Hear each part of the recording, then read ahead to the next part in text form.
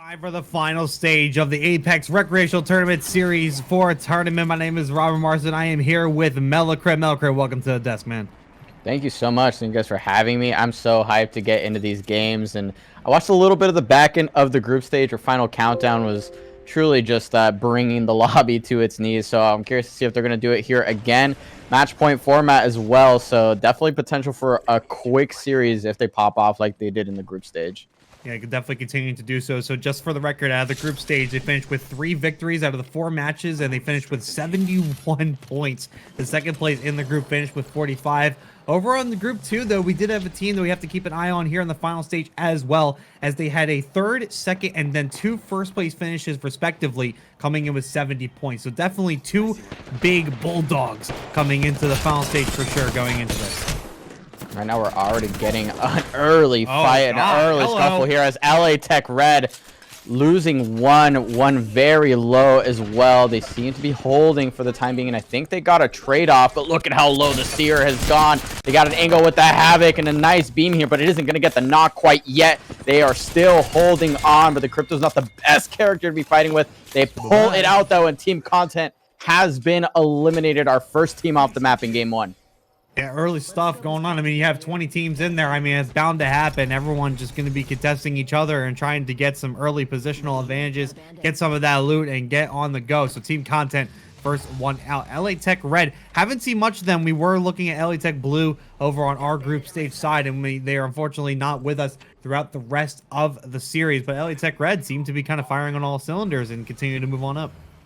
Yeah, it's going to be a fantastic start. And again, match point format, you're going to be scrapping as many points as you can, as early as you can, so you can get up to that 50-point match point and have a chance to take the whole tournament down with 1 game win. But of course, we have to get through all of our contests right now. We're back over towards the climatizer side of the map, where poor Bazu right now is taking on a battle across the way. The first ring is already closing, and they are still not done fighting. That's going to be GAKFC on the other side of this scuffle. Going to be on the other side looking for some just long-range bullets. Can't quite find any quite yet, so GAKFC going to just kind of back on up as poor Bazu still with the sniper. Just going to try to find and see if they find anybody. It looks like they do. They find some players through the smoke here. They're going to fire away, try to get some extra damage done, but they can't quite find much else.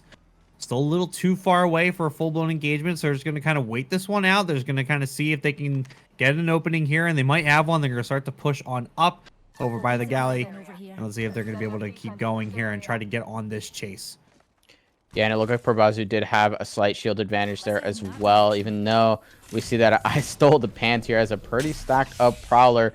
2 whites and a blue is not going to be enough to keep this thing up, and they're probably running out of ammo as well. And looking at where this is pulling, by the way, both of these teams probably realizing they have a long way to walk and maybe don't want to waste too much more time on this early fight. They're going to start moving. Meanwhile, teams on the other side of the map are also swiftly making their way to the center of zone, and we can see, at least from a little bit of our preview here, that this is pulling hard towards thermal stations. So both of those squads and climatizers have to cross clear across World's Edge to make it to the next zone. Clear across now. As look, there's going to be Shakira's Dancers who are going to be coming into another scuffle here. They're going to be looking for another one, as we do see in the Killed Feed Sim squad is going to get eliminated. One of the higher up teams in the Group 1 stage going to get eliminated right off of the rip. So we're seeing a lot of early engagements. 2 squads already down. And Shakira's Dancers just kind of pinging away, seeing what route they want to take here, if they do want to take on this next team, or if they just want to kind of continue on. They do have a couple blues in their names, so they probably could take on an early engagement here if they so choose, not knowing what's on the other side, but they're certainly ready to go. Yeah, and Shakira's Dancers is that team that you shouted out at the beginning of Game 1, that team in Group 2 that just absolutely dominated 2 first places and 100% top 3 rate in the group stage. So they're definitely a team to watch out for, and the team that's watching out for them right now is CSUSB. They have that Caustic as well, which is definitely a bit of an interesting pick, a little bit less common on World's Edge, especially after so many of the changes we saw this season.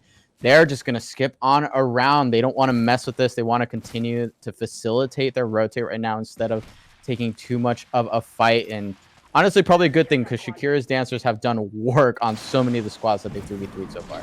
That bottom right corner of the map seems to be the most populated so far. I think we might see a little bit of a scuffle happening on that end of the map as the circle is starting to get formed here, and it looks like everyone's just gonna be moving around the edges here. We do see some people on the map over towards the top and towards the left as well, but they are starting to move their way on in, but they are pretty spread out, so we're not probably gonna see much action happening on that side of the map. So everyone still just trying to figure out where they want to end up. They're trying to get as much as they possibly can before ultimately breaking through the circle here. Final Countdown has an idea. They're going to head up the rope, and they're going to head on over and try to get some high ground. Yeah, the rotates are starting to come in. I like this from Final Countdown. They're going to hold out this edge. I don't know if they had that scan on their side, at least a beacon scan that is from their POI. Shakira's Dancers might have finally picked out this 3v3 that they want to take. They're out towards Dome, so this is going to be pretty dang far out from Zone, but they have some angles to work with, already laying down a little bit of damage with the G7, excuse me. And look at the angles that they're holding right now. Tikith Labs trying to shoot back, trying to fire back at this squad that was oh so strong in group number 2. Curious to know if they're going to be able to find an opening or whether one team is going to have to give. Tikith Labs going to be the ones who's going to be kind of caught in the crossfire here, and now they're going to move on up. They're going to try to get up in the air, and they're going to try to take this, and they look to the go right forward here. They're going to fire some bullets right down. It goes a couple of players. Down they go, and down Tikith Labs going to get a nice engagement. Shakira's Dancers eliminated right off the rip. One of the first 3 teams gone is one of the top teams and one of the strongest teams coming into this one, and it was pretty easily done. I gotta say, that was just such a great engagement, and Shakira's Dancers are no more.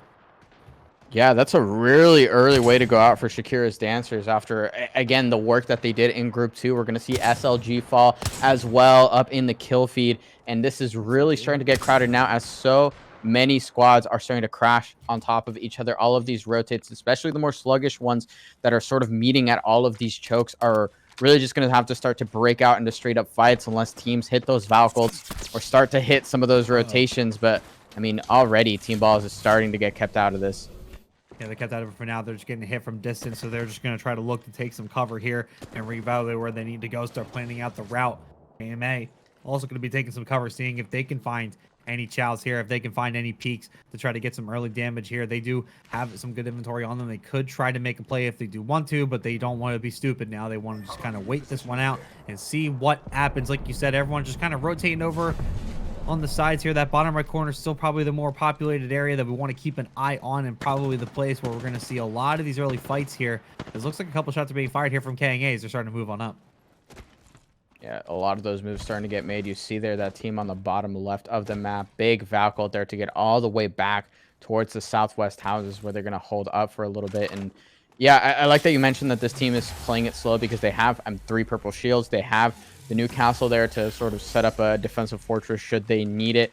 So they're kind of just waiting out, hoping to bully some of the teams that have those slower rotations. And the other team to watch is already over towards this edge where we see a lot of these rotations crashing. It's going to be Final Countdown, maybe looking to pick up a little bit of KP on their way to Zone. They're just on the edge of it here with Tree, so they don't have a long way to go, but there are a lot of squads to plow through right now. Yeah, everyone's just going to be kind of finding their little piece of the land and making sure they stay there at the moment, trying not to waste as much inventory as they can. And speaking of inventory, Recon Snipers might need to get some before taking on any of these fights, but I don't think Final Countdown is going to be the team that's going to let them here. Starting to fire away and starting to ping on through. They know there's a team in here, and now they're going to take the engagement here. Shots being fired. Door going to get close right into the face of Briar Patch, but now the reach out coming on in. But Briar Patch is actually going to take most of that damage. He's going to have to fall away. He does get some help, and I think was able to get some kills with the drill, and does end up finding 2 here. So Final Countdown is just going to finish out Recon Snipers. They didn't stand a chance. They got caught on the inside. I mean, it was a worthy effort there trying to get Briar Patch down, but it just wasn't enough. And Final Countdown gets some kills on the board.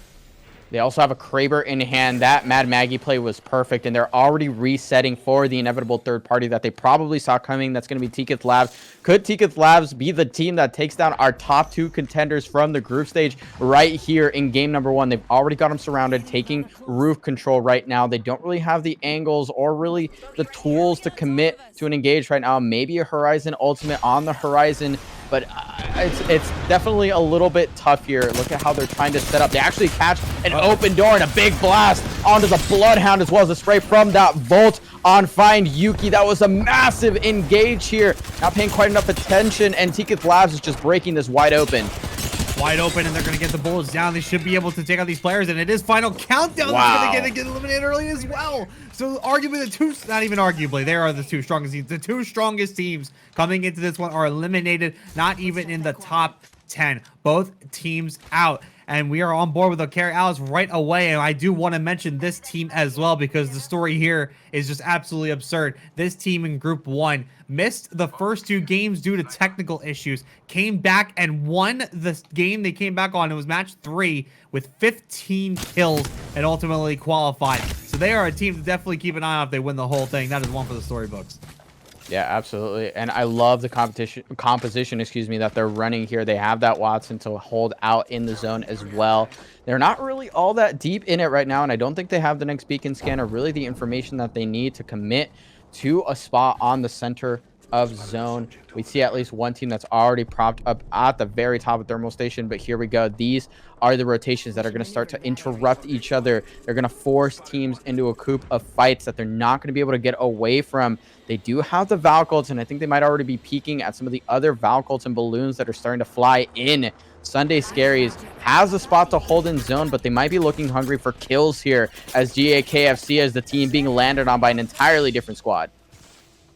Not sure it is, but poor Bazo is going to be getting most of that damage. They're going to get hit, and they're going to try to get on out of dodge. They do not want to be a part of this at the moment. They are getting hit by the storm, so they're just going to try to heal up as much as they can and try to get themselves back in. But I really don't think they have the easiest route to do so. So it might be a little bit easier said than done here, but they do have to regroup, as we did see in the kill feed as well. GAKFC also going to be eliminated, so we are now down to 13 squads, and it is getting nice and tight quarters going into this third circle here. So it is going to be a lot more bloody as we go into these next few engagements.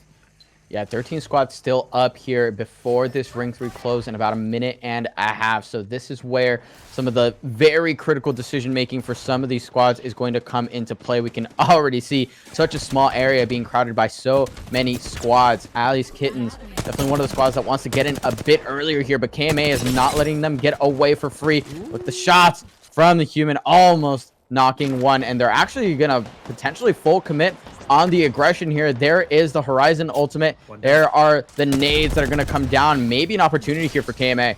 Yeah, KMA gonna hop on the rope. They're gonna hop on down. They're gonna look for these initial engagements, and it looks like it is going to be a player just gonna actually think better of it and just gonna kind of regroup first. I think a bit of comms are just gonna have him call back for now and just wait this one out. Maybe it just wasn't the right time, as it looks like the Ali's Kitten did end up losing a member in that initial gunfight, so they are kind of stranded. This is really one of the worst places you could possibly be with only 2 members of your team still alive. Yeah, I'm a little bit surprised that KMA didn't just pull the trigger there. That was probably another 2 KP that they could have cleaned up, and they would have had full control of the northwest edge of the zone that we can see pulling hard over towards thermal station. In fact, even further south, so very little space to play on the southern side. A lot of these buildings up on top and to the east already very well populated, and it gets increasingly difficult to coexist as all of these squads at the edge are likely going to start hitting these Valk ults. LA Tech Red does not have their Valk ult to do that. In fact, not even their Valk at all. Well, ended up losing that at some point earlier in the game, so might be looking to stick a res here. They do have the crypto to do it remotely, but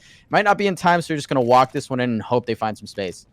I gotta try to find some phase, but in the meantime, they also want to keep an eye on that circle and make sure they are as alone as they possibly can be in these circumstances. If they're not able to get the revive, they at least want to try to get some placement points out of the whole ordeal. I mean, it's still 2 players, and you never know. These 2 guys might feel confident enough to take on some gunfights, but for the most part, man, especially when we start getting into these tighter circles where third partying just becomes so much more prominent and so much more of a worry for a lot of these teams, it's just something you want to try to keep in the back of your mind. Remember, this is just the first game. It's not like you're going to win off of just this one game. There's a lot more to play here in this final stage. The squad that was looking at them was actually Poor Bazu, which, mind you, has come all the way from the northeast of World's Edge. They have made it all the way here. That's craziness. Ali's Kittens finally getting taken down, likely by that squad that they were getting chased by earlier. CSU SB now taking up residence right above Poor Bazu. They've got 3 blues to their name, so not the best kit to be walking into these later zones, and still 12 squads up, and now getting aggressed on. Actually, they're Seer going down. I don't even know how that happened. It went so quickly. Poor Bazu on the full engage. Yeah, full engage, and everything is just being thrown right at him, and there's really not much for them to do, and it's just like clockwork as poor Bazu is able to take down CUSB, but they are getting fired upon immediately as well. So they're going to look to find some cover here and see how they want to engage on this one here. But LA Tech Red might not be letting them get away with it, as they're going to be moving on up into their own section of this as well and might be looking for a fight. And actually, LA Tech Red looks like they've just bided their time just long enough, and as soon as that broke out, they had the opportunity to give the wide wrap. So they might be looking to go all the way around here. Taking a fight here, 2v3, would be a little bit risky. So yeah, they're already starting to scout out in front of them. We know that Find Yuki and the rest of the squad are sitting in these buildings, or at least they were momentarily. So this might be free. It looks like they were trying to recover the banner, actually, but the... Oh no, the Tro got destroyed. Oh no. And now it's going to be Forbazi now just still kind of hanging around this rock area, hanging right about the edge of this circle, just kind of weighing to see if they need to resupply. It looks like they're going to continue to do so, but just keep an eye on Forbazi, man. I mean, they're just going to get LA Tech Red. They're going to be the ones coming around and going to be coming in for the flank. And Recreational is also probably going to be getting into a fight here as well. It looks like this right here. This is going to be the final battlefield. This is where a lot of these teams are finally going to meet, and they're finally going to settle the score. Carry Alice taking the bottom side of Dorito for now, and they do have a Watson to maybe set up some fences, pop down a generator, and avoid the drop down from some of these squads. But with how crowded it is, this is actually pretty great for Carry Alice because there's so little LOS in their general direction. But taking a look where this pulls, this isn't actually in either, so they're at least gonna have to manage to push out one more team, maybe find one more fight to slip into this zone number 5. Meanwhile, Fallen Goobers getting fallen on by a team that was just foul culting all the way behind them. And initial engagement's coming on in, and Final Impact is actually going to get eliminated as well. The Fallen Goobers are still going to be in the midst of their gunfight, and LA Tech Red is going to get eliminated as well off of their flank. I don't know what team is coming in, but it looks like it's actually going to be Deacon Labs that's going to be coming in from behind, and Fallen Goobers is going to get eliminated. So in the span of a few seconds, we just saw 3 teams get eliminated. Brings us down to 8, and poor Bazu also firing down from above. They have height advantage here, and they might actually have a team pinched, so they're going to come on in and fire away missiles flying from all over the place. And now Dark Saner is actually going to be able to stick him, and it looks like he's going to be able to get an easy kill. So another one down here as poor Bazu playing more aggressive here going into these final stages. Yeah, sticking the down guy just to make sure they pick up that KP. Tiketh Labs did actually lose a lot on that full send, and poor Bazu was the team to drop the pain and the punishment for Tiketh Labs looking for that KP. Find Yuki maybe playing for banners here as the last member standing is maybe going to grab one nice 117 beam to open up the space just enough to get that second banner. But where are they going to stick it? That might be the next question that might not have a great answer here, as Ring 5 is just about 40 seconds from closing and 7 squads still alive. And 7 squads still alive. This is about to get ruthless here, as you see teams are still just trying to try to get a count of basically everybody else. Try to see where everybody's going to be trying to hold a position. Team Balls just going to be holding into the shelter for right now. It's going to be playing along this edge, but staying in the building. They do have some great cover here, but they do know a team is nearby, so they're going to get the ping and they're going to get the fires onto them and see if they get the flank here. It looks like it's going to be the Sunday Scaries who are going to be coming up onto them. Only 2 members of Sunday Scaries here. They do have to get a banner recovery here, but they just have to take this fight. They really don't have a choice in the matter, and now they just got to see if they have a good engagement route. They have very little space to work with in the zone. Team Balls here playing for the keep out and actually full committing to the swing, almost losing one down to a sliver of HP. Meanwhile, the big dogs have a setup here. They've actually been here the whole time. This was a team that was holding up on the ultimate hide and thermal station, and now they're reaping all the benefits of being here so early. Triple red shields. They're getting knocks. They're getting kills. They have room to work with on the zone as well. They're about to walk up most likely on this team if they run out of space as well. So great heads up play from them. And now Team Balls is moving as well and punishing teams along the way. Can't find Team Balls going to be coming in on this fight, but are they going to be able to win it? No, 2 players hop up on this player here, and now it's going to be Team Balls who are just going to be getting completely taken over, and S9's getting hit, though. I'm not sure by who. Team Balls is going to go down, and S9 is also going to be in trouble. They will get taken out here, and now 3 squads. We get to the final 3, and I'm not sure if there's any full squads left at the moment. I know poor Bazu is going to be one of the Team Labs, only has 1 member left, and I forget the 3rd one, but 3 squads going to be remaining here. And now everyone's just going to be kind of waiting. It looks like big dogs. Oh, man, they're full red and everything. I think I know who's going to win this one. Yeah, like we mentioned, Big Dogs has been in zone all freaking game, and that's exactly the kind of game plan you want to run when you have something like a Watson and a Loba. You want to get deep into zone. Very little time left for these squads to finish up whatever fight they want to take against the other incomplete squad. As the Big Dogs swing in, Big spray here from Known to open things up. Does end up falling a little bit low. Welcome back, map 2 here of the finals. We saw a lot of interesting things coming out of that first match. We saw our 2 top teams coming in, or I'm sorry, coming out of the group stage, falling early, falling outside of the top 15 teams, and it was the big dogs who ultimately ended up taking the dub. They had a first place finish to get 12 points out of that with 8 kills. But the second place team also had 8 kills as well. Poor Bazu is definitely going to be another strong team to keep an eye on as we go through these stages. Absolutely, but one thing we will have to keep an eye on right off the rip is LA Tech Red and this contest over by Overlook. I think this last time around, LA Tech did end up winning this one out against Team Content, though I could be wrong. I think I saw them in the end game, right? So Team Content here, maybe trying to get their redemption. They have very similar combos. At least they both are running the crypto, which is definitely really interesting. But right now, it's all about the opening damage. It's all about the weapon RNG. And Team Content looks like they're a little bit more confident this time around as they start to send in a push. Looking for this push. Still just going to kind of play a little patient for right now. Though, but now here comes the push. There comes with the pistol. And now the switch up is going to take down Hitman. They're going to go down. So first kill coming in hot here from Team Content. I mean, this is just going to be an easy push for them. They got 2 already down. 1 more player left on this one. They're going to try to run away. But, I mean, how far are you actually going to be able to get? There's not much for you to go. And now there's going to be Dad firing away. And LA Tech Red.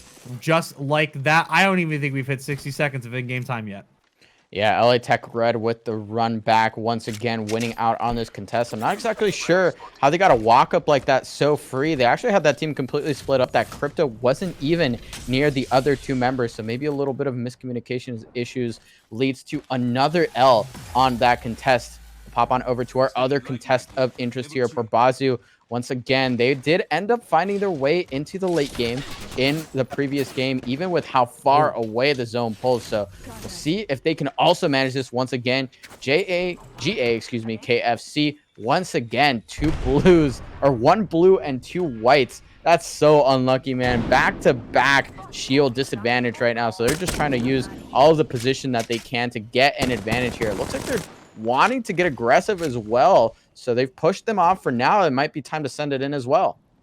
JKFC was a team that got eliminated really early as well. They finished 14th in the last match, so getting that shield disadvantage is just going to be a really tough pill to swallow. But I think they want this anyway. I mean, they realize too. I mean, they're already contested. They realize there's probably not going to be much else they're going to be able to try to get to, so they're going to try to just take as much as they can from the locations that they're in, but that may require some gunfire to do so, and they know it. So they're going to fire some bullets in the general direction. They know there are some enemies nearby. It is poor Bazu. Poor Bazu, not really giving too much care about it at the moment. They are going to care about it when they start getting hit like they do up top, but for right now, they're just going to wait to come to them. I think they know they're in the advantage here.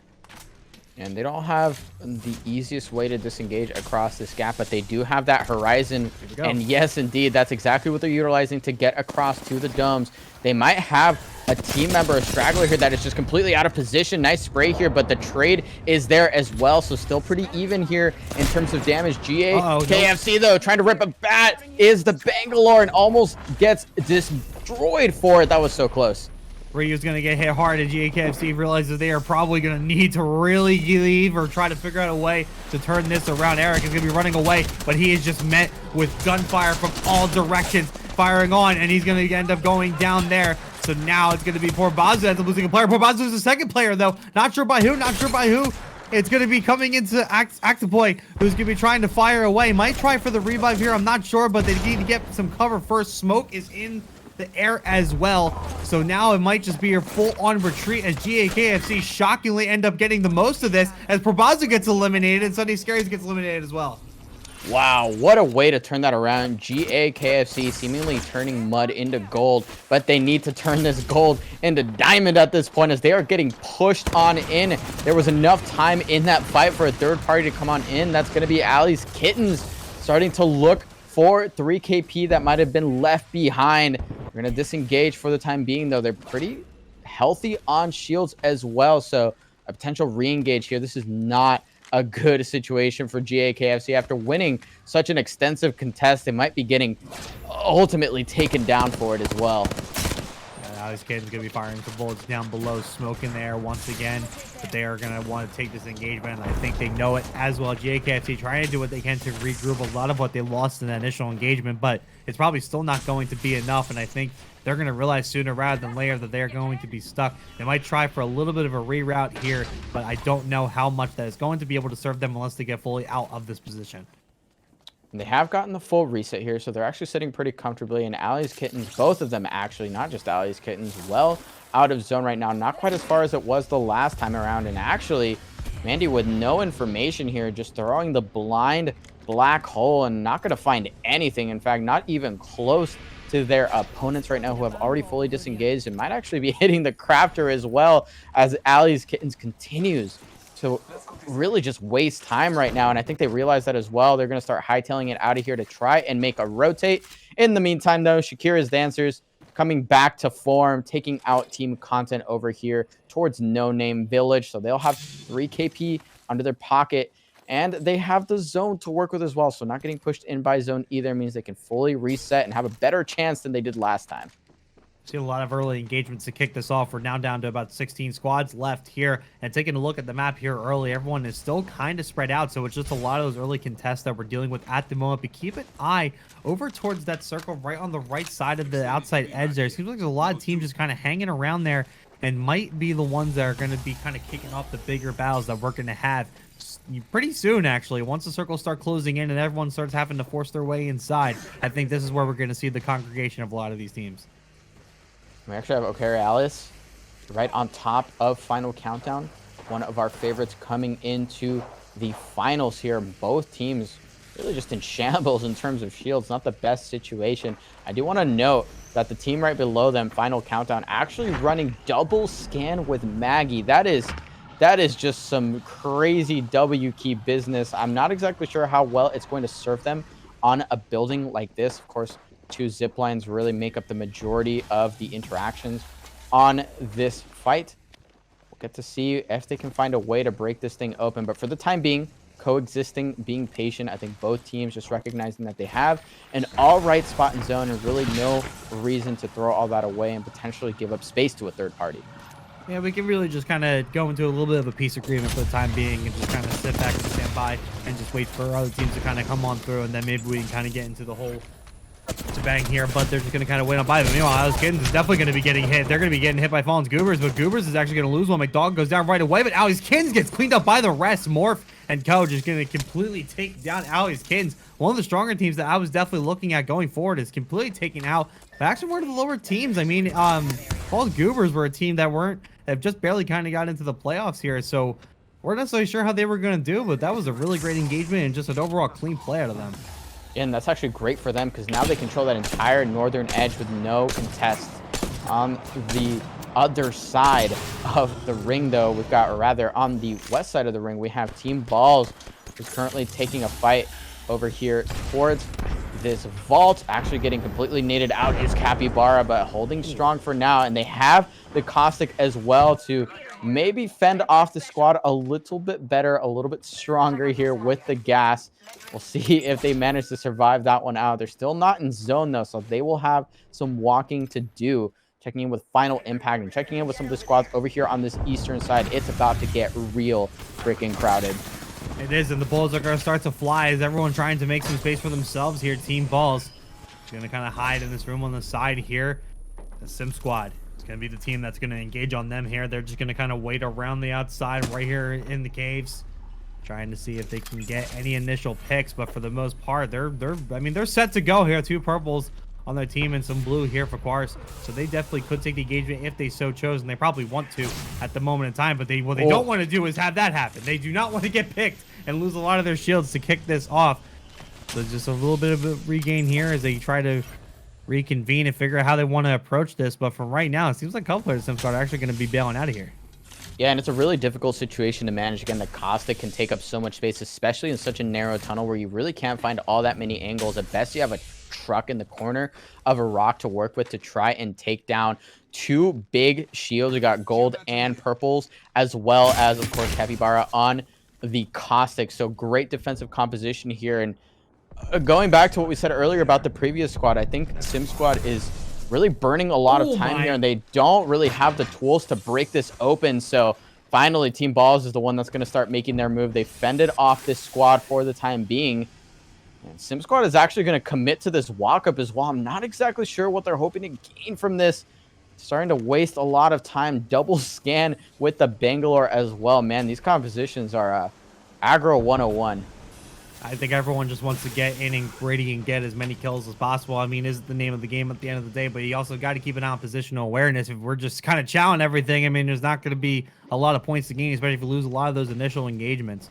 Down to 12 squads left here. As look at the map once again. I mean, looking at the bottom left and right, there's going to be some teams coming in from the sides and late into the circle entries here. But once again, that right side, that eastern spot is where we're going to see a lot of these battles taking place. So some initial long range shots to kind of kick things off. But for right now, calm before the storm. Not so calm for JAKFC right now. Does have 2 members knocked. Not exactly sure if this is an active engagement or if they're recovering from a previous fight. It does look like CSUSB is going to be the team flying in. The wingman not quite finding its mark, but will the hip fire on the Volt do as much as they need right now? It doesn't seem to be the case, at least to open things off, but they had a man advantage here. There's going to be an Horizon Ultimate breaking that door as well. So CSUSB was definitely looking a little bit better on the engage and is still looking just all right. But if they can't finish this off quickly enough, CSUSB might not find the kills and they might be killed themselves.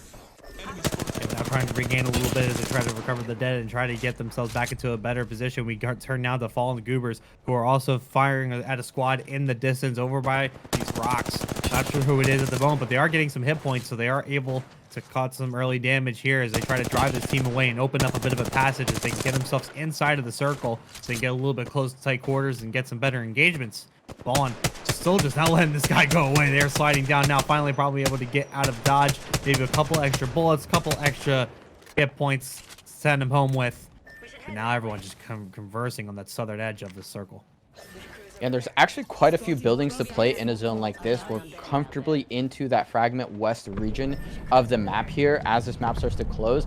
And while there are fewer squads this time around, there's definitely a lot more buildings that you can comfortably play if you get there early enough. But like you said, it seems like these squads are hungry for the kills. Sim Squad finding yet another fight. Seer Ultimate's going down. We have all of the geometry you could ever hope for right in front of us. The grenades starting to fly out as well. Sim Squad does have 1 member low though, so they can't quite find the engage that they need.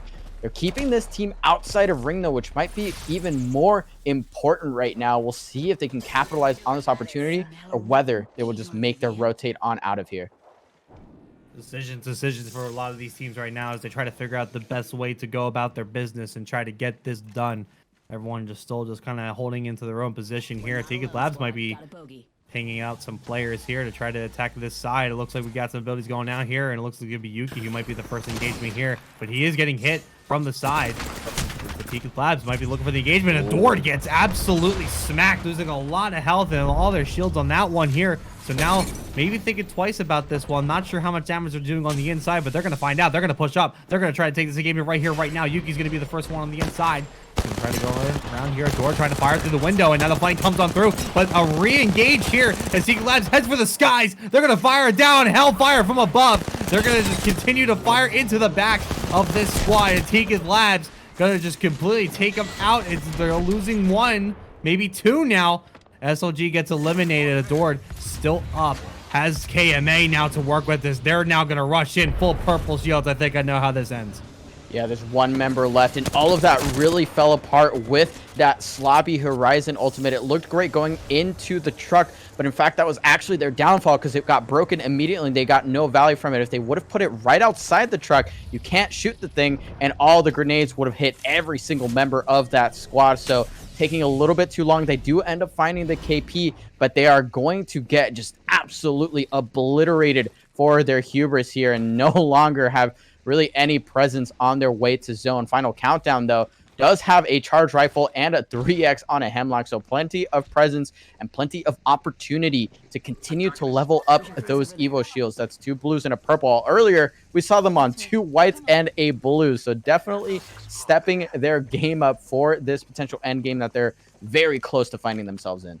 Yeah, the end game is starting to form. There's 9 squads left, 25 members up in the air. Carry Alice going to be making the top 10 on this one, so they're going to look to try to capitalize on that, and that's for sure. And so they can kind of stick on by and just see what they can grab first. But yeah, 2 whites and a blue. I mean, there's really not a lot they're going to be able to do in terms of engagement, but if they are able to get a few extra items and maybe get a couple extra upgrades, I'm not sure what's left in these areas, but if they're able to try to get something, or at the very least, if they're not able to get a bunch of the games, to try to do what they can with the high ground and see if they can kind of get some placement points. But Fallen's Goobers, man, they look tough right now. I mean, this is a team now full purple, and they might be in a good position to make some extra plays. Yeah, Fallen Groovers has just owned the north side of every single ring close so far, so their presence has been absolutely known by multiple teams walking in front of them. They haven't quite found all that many kills, but still not too shabby, sitting on, I believe, 2 KP right now at the very least, maybe 3, I think, on that engage up on the hill near that balloon. And they do have, I think, a spot to play, most likely going to be relegated here to the broken building over to their side, but the other squad that might be looking right next to them is actually Shakira's Dancers. So finally, we have our top 2 teams from the group stage left alive here as ring number 4 starts to close. Ring number 4 started to close, trying to bring everyone together for a good old-fashioned dinner party, but I don't think this dinner party is going to end well. I think everyone is just going to get nice and personal with each other and just not in the best way. They're going to be starting to fire in all that they have onto each other to try to take this victory here. I see some long-range fire to kick this one off, but they ultimately know where they're going to end up, and just multiple teams now completely encircling this as they try to just get some first extra damage, maybe try to deplete some shields for ultimately going in. They're starting to see some rotations out of some other teams, pings flying amok at the moment. It's still anybody's game now, but I do have a few favorites, and I think Final Countdown here is definitely one of them. Yeah, and props to these teams for surviving this close, which can be so brutal in so many situations. 9 squads left right now, but another one might be joining the graveyard that I can see right on the edge of my vision, actually. We see Nox from Morph and GA, KFC finally eliminated. It seemed like they were just in constant turbulence over here on East Frag, so they are finally taken out, and now we are down to 7 squads as CSU SB joins them as well.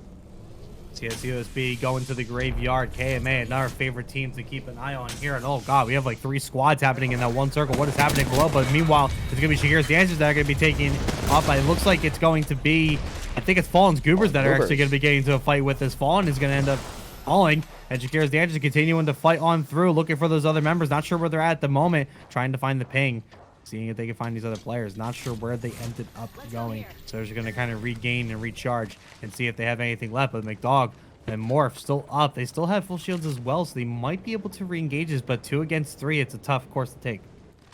And there really is one more res beacon left in zone, potentially have one in their back pocket if they decided to craft it at some point earlier in the game, but otherwise it will be playing out this end game as a duo. And they're pretty dang close to zone, but not exactly the most accessible as it pulls hard towards this little elevated road where teams are already starting to take up space. But it's one of those zones where you can't really walk up all that early. If you're there too early, there's too much LOS from so many of your opponents. So it's all about biding your time right now. Akiri Alice does have a team underneath them, Final Countdown, but they are severely under shielded in comparison, and they are of course the first team to get looked at because they have no real cover as they try to peek from this height. The zone starts to close and everyone starts to crash in. Who will survive this one? I don't think there will be many.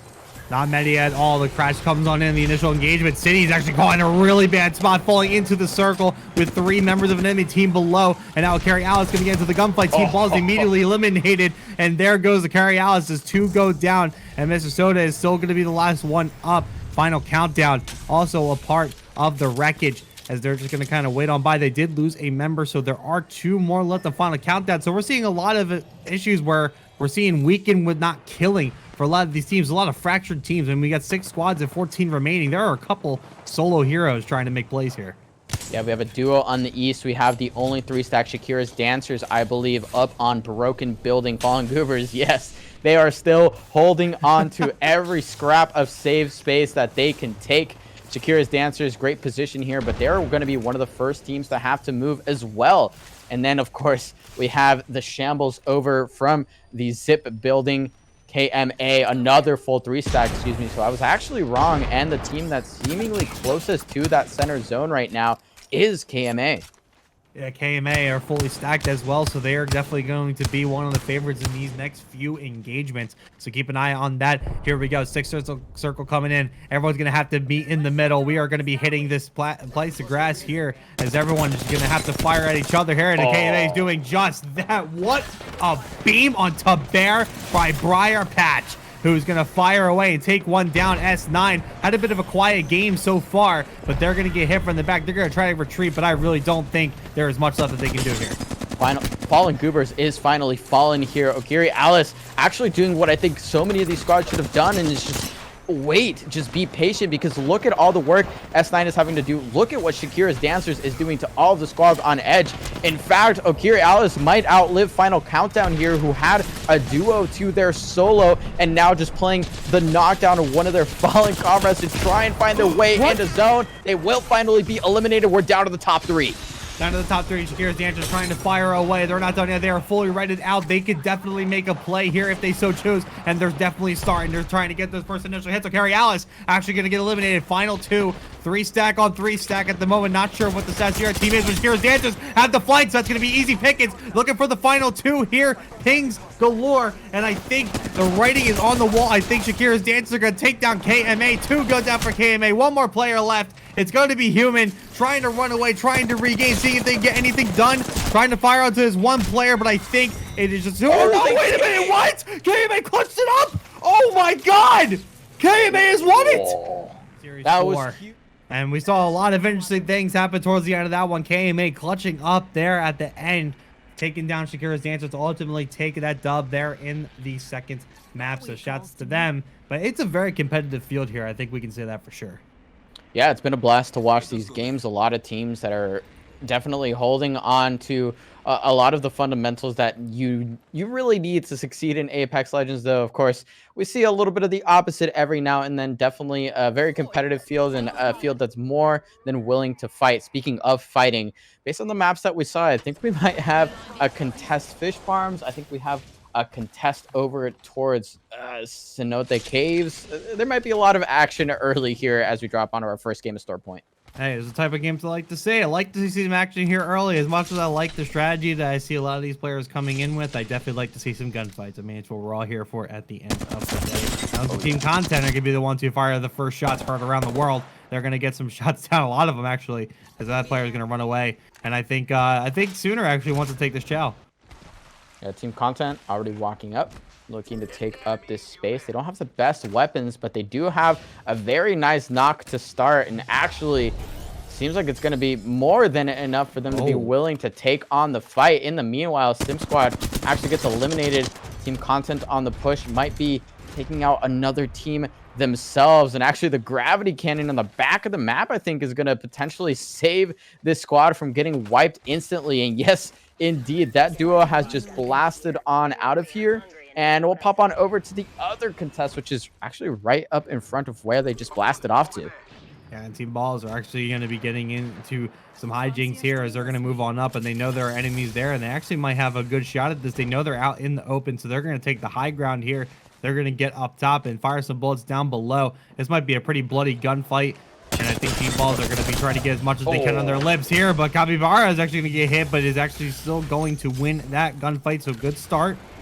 Rest of the squad going to be waiting below. Another player comes on up. Is Capybara going to win this one? No, not quite. Going to get taken down. So Team Ball is actually going to be in a little bit of trouble losing one member, but they're still going to carry out the mission. Yeah, I think Capybara did all the damage there that they needed to do to win that one out. Even though they lose one, they're pretty safe here. Recon Snipers is eliminated in the end. Capybara there, if you'll notice, actually switched off of the Caustic as well for these Storm Point matches, for maybe looking for a little bit of extra fighting power that they might need. Might have been what saved them there, and they will be walking in to this next zone with 3 KP to their name. Not a bad start by any means. That started all. Okay, Alice. Gonna take a nice little slide down. You think that hurts on the way down? You ever think about that? Ever sliding down the mountain, you think they're hitting a bunch of rocks on the way down? I mean, it has to hurt, right? I mean, I don't know. I mean, probably that doesn't hurt that some of the weapons are being fired their direction, but I think for the most part, that's going to be one of the more uncomfortable things you can do. And they slid for so long, too. But yeah, Oh, Sunday Scary is going to be sticking around here on this side and just going to be kind of waiting this one out. Yeah, things have really slowed down, and it seems I was actually wrong about this. And note the contest. It actually seems like a lot of the other teams that were contesting there decided to go take contests elsewhere, so they will be perfectly comfortable. Another team that we definitely want to note here, who finally has the POI to themselves, and that's actually going to be Final Countdown. I think we saw a lot of contests in that group 1 group stage, and finally they'll get it to themselves. They won't be messed with for the time being, so they will get a free walk-in with all of that loot that Down Beast has to offer, and they're going to need it because this rotate is going towards Stormcatcher. So they have quite a walk, quite a few squads that they either have to mirror or fight on the way there. So thankfully they have their own POI loot to do it. GKFC is just going to kind of wait this one out at the moment. Going to see what they can grab. Everything just kind of calming down a little bit here. Looking at the map, I think so far we're seeing a lot of congregation actually down on the bottom right and left. Some shots being fired, but ultimately not a lot of kills happening. So I think everyone's just going to kind of stick to their business at the moment. Everyone just kind of rotate along. They will find some gunfights sooner rather than later. But for the meantime, everyone just doing what they can in the points that they declared. And we'll see how this kind of congregates. I'm not totally sure where we're going to see everybody end up to kick this off. Yeah, LA doing their best. LA Tech trying to wrap their way into a potential spot, but they have been found out. So they're actually slipping away and behind a different squad. They're actually going back where they came towards Fish Farms. Checking in with Final Impact, though. Final Impact, slightly better position relative to zone, but not by all that much. And Okari Alice, you see them there. We're rocking the Watson, so they're trying to get into the zone early, but they're going to find a fight early for their troubles, and they might just have to take this. They're on the low ground. They have the Seer ultimate to work with. They might be willing to take this fight, and actually, the enemy Seer are going down very early, so they can just wait this one out and use one of their own. Is going to fire these shots. They're going to pin him inside of the building here. But City, oh my God, from the top rope, City is going to get absolutely blasted. See, USB want to take this fight now. They're going to fire down from above, and now they are going to get the hell out of here. See, USB kicking that off. Great shots out of them to just completely get rid of the threat. Carry Alice staying alive. Got to recover the banner, though, as they're going to get out of here. But, man, what shots by CUSB there. Yeah, massive overpeak there by City, punished immediately. CSUSB kind of really needed that because they were potentially on the back foot of the fight should that break out. LA Tech Red has been running for their life this entire game, and they will seemingly continue to do so as another squad finds their way into their ratting attempt. They still have 2 whites as shields as well, so not the best situation. Team Content going for the wrap as well, so they're actually going to play for the keep out here. They know there's potential KP here to be had. They probably shot them enough to know that they have the white shields, which is not great. So they are maybe going to look for this, maybe just trying to vie for some position here to clear their rotation, to clear their backside a little bit, utilizing that Seer to spot this team out, committing the Seer ult, and they are just full sending this. Full send this. I think they realize that the position they're in is going to require them to get some extra kills and get aggressive as well, and LA Tech Red is definitely going to be the team sitting ducks at the moment that they can certainly take on, as Hitman is going to get absolutely blasted as well. He's going to back up here as Awkward Dust is just going to move on back and try to get on out with his teammate, but now the smoke screen is there, so they should be able to get out of here, but Team Content is on the chase. Yeah, and to their credit, I mean, they have just gotten away from so many squads thus far, but Team Content, the latest one, trying to capitalize on this squad, just all out of short 1 member from the rip. So not a whole lot of opportunity for that squad other than to run. So we'll check on over to another squad that we haven't really checked in much so far. GAKFC fighting what seems to be a Caustic squad, which, again, not something I expect to see a whole lot on this map. They are rocking the Bloodhound and the Bangalore as well. So aggression definitely, I think, written on the walls here for GAKFC as they start to push in. They're going to wait out the Seer ultimate and maybe find an engage to find a nice fight here. Yeah, GKFC just throws everything in there, and they know Sunday Scaries is hurt, and they are wounded. They want to make sure that they get in there and take this now. So here comes the initial bullets. It looks like his Goldilocks is going to be firing away and try to thwart this threat completely, but how much are you actually going to be able to do? You don't have much to work with. 2 players losing all their shields, make it 3 now. Sunday Scaries just need to get finished off at this point. They're just going to kind of try to shield up here. GKFC actually ends up losing 2 players. Do we have a third party coming in? I think we do. Yeah, they managed to trade out just long enough for Allie's Kittens to fly on in. They are going to be ones that are claiming these kills, and this is part of the issue with the Caustic on this map. You can see how many windows, how many really just vectors of engagement there are for these squads to push in.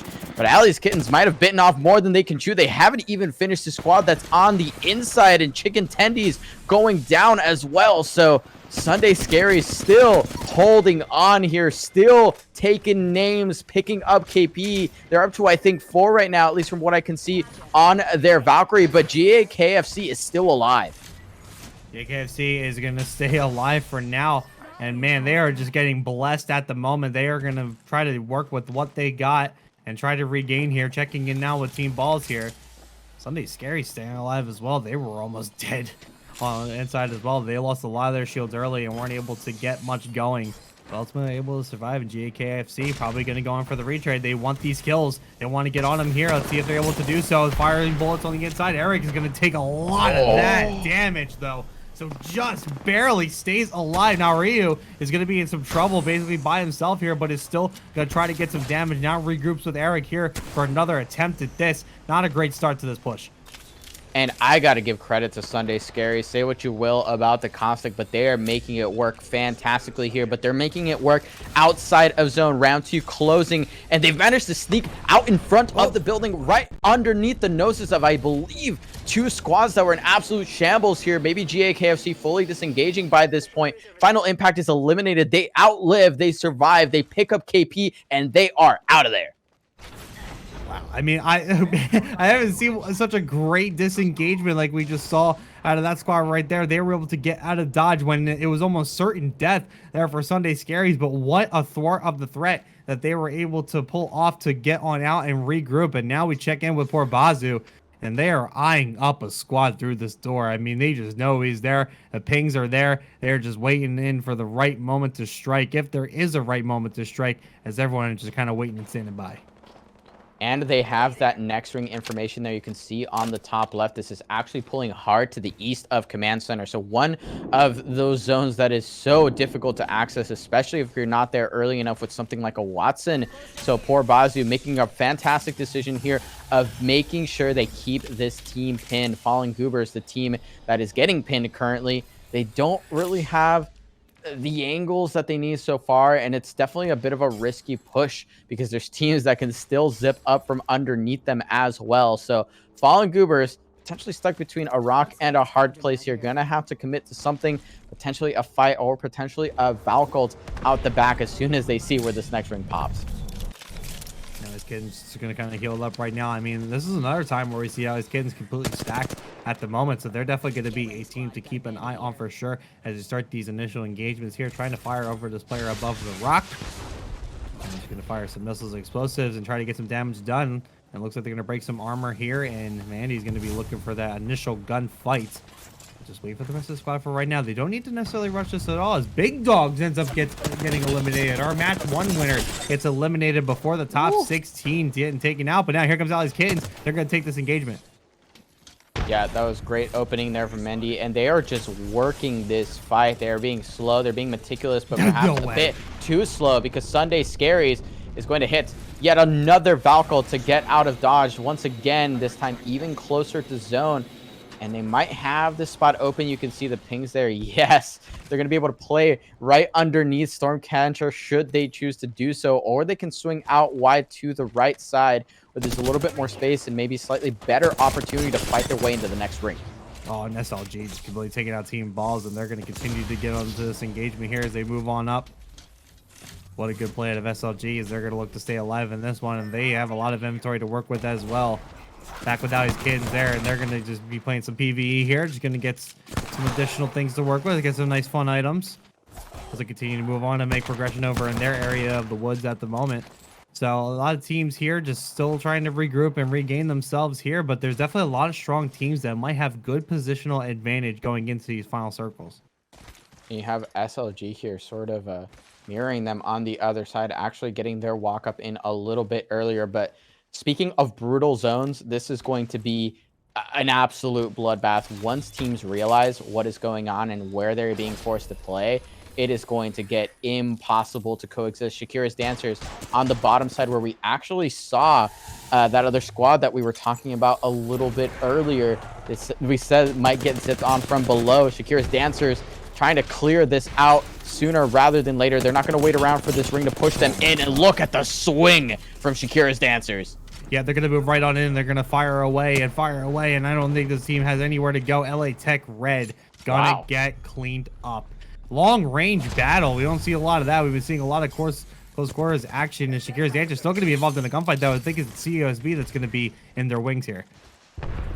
Holding on to that Sierra ultimate. Nice bit of patience here. They don't necessarily have the position that they want to start this engage, and he keeps teasing it, finally going down. You can see that 3-stack there, and they're actually going to start off the engage with the smokes, so denying that vision, and that squad has just completely disengaged, and I think that might be the right call here with that Sierra ultimate. They don't have a way to respond to it, so they're just going to back up for a bit, give up the space, and force CSUSB to make a committal play here. And look at how fenced up this is. That is going to be a very difficult play to manage here.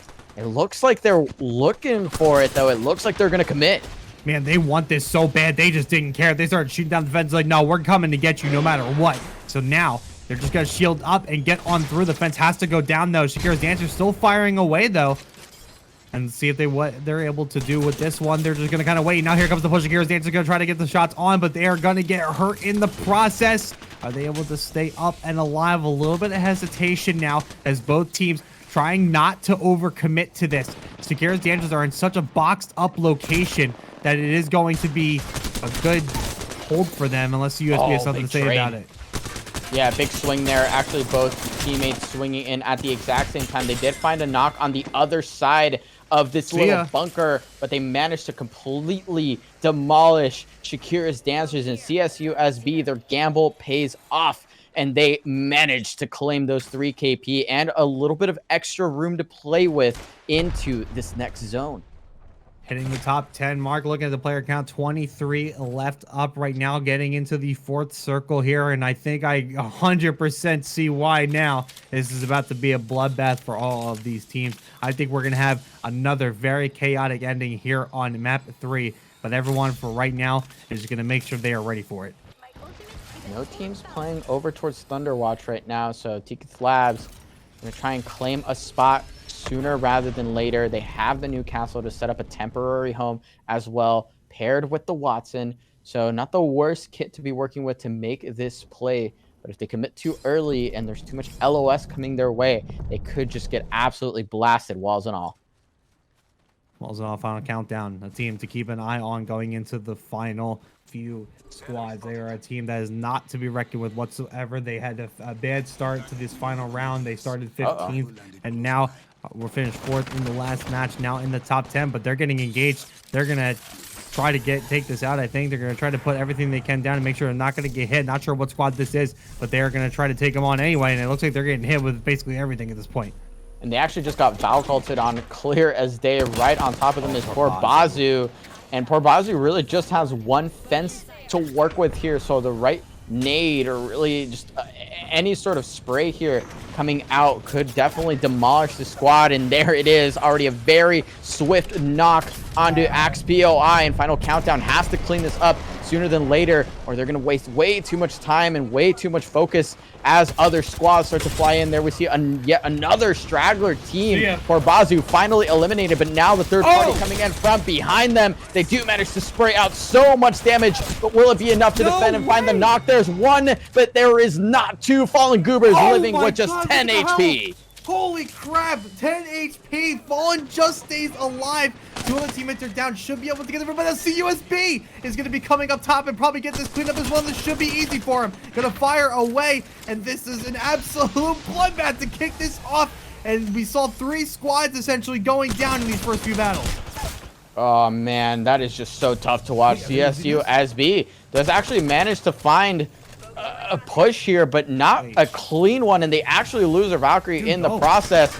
There's still just a solo, though, I believe. There's the push, there's the knock. There was actually 2 left up, but just a red shield and a dream left for this Seer. They still haven't found the kill and actually get a lot of damage. They're going to be able to get a shield swap here, but already another third party on the wings.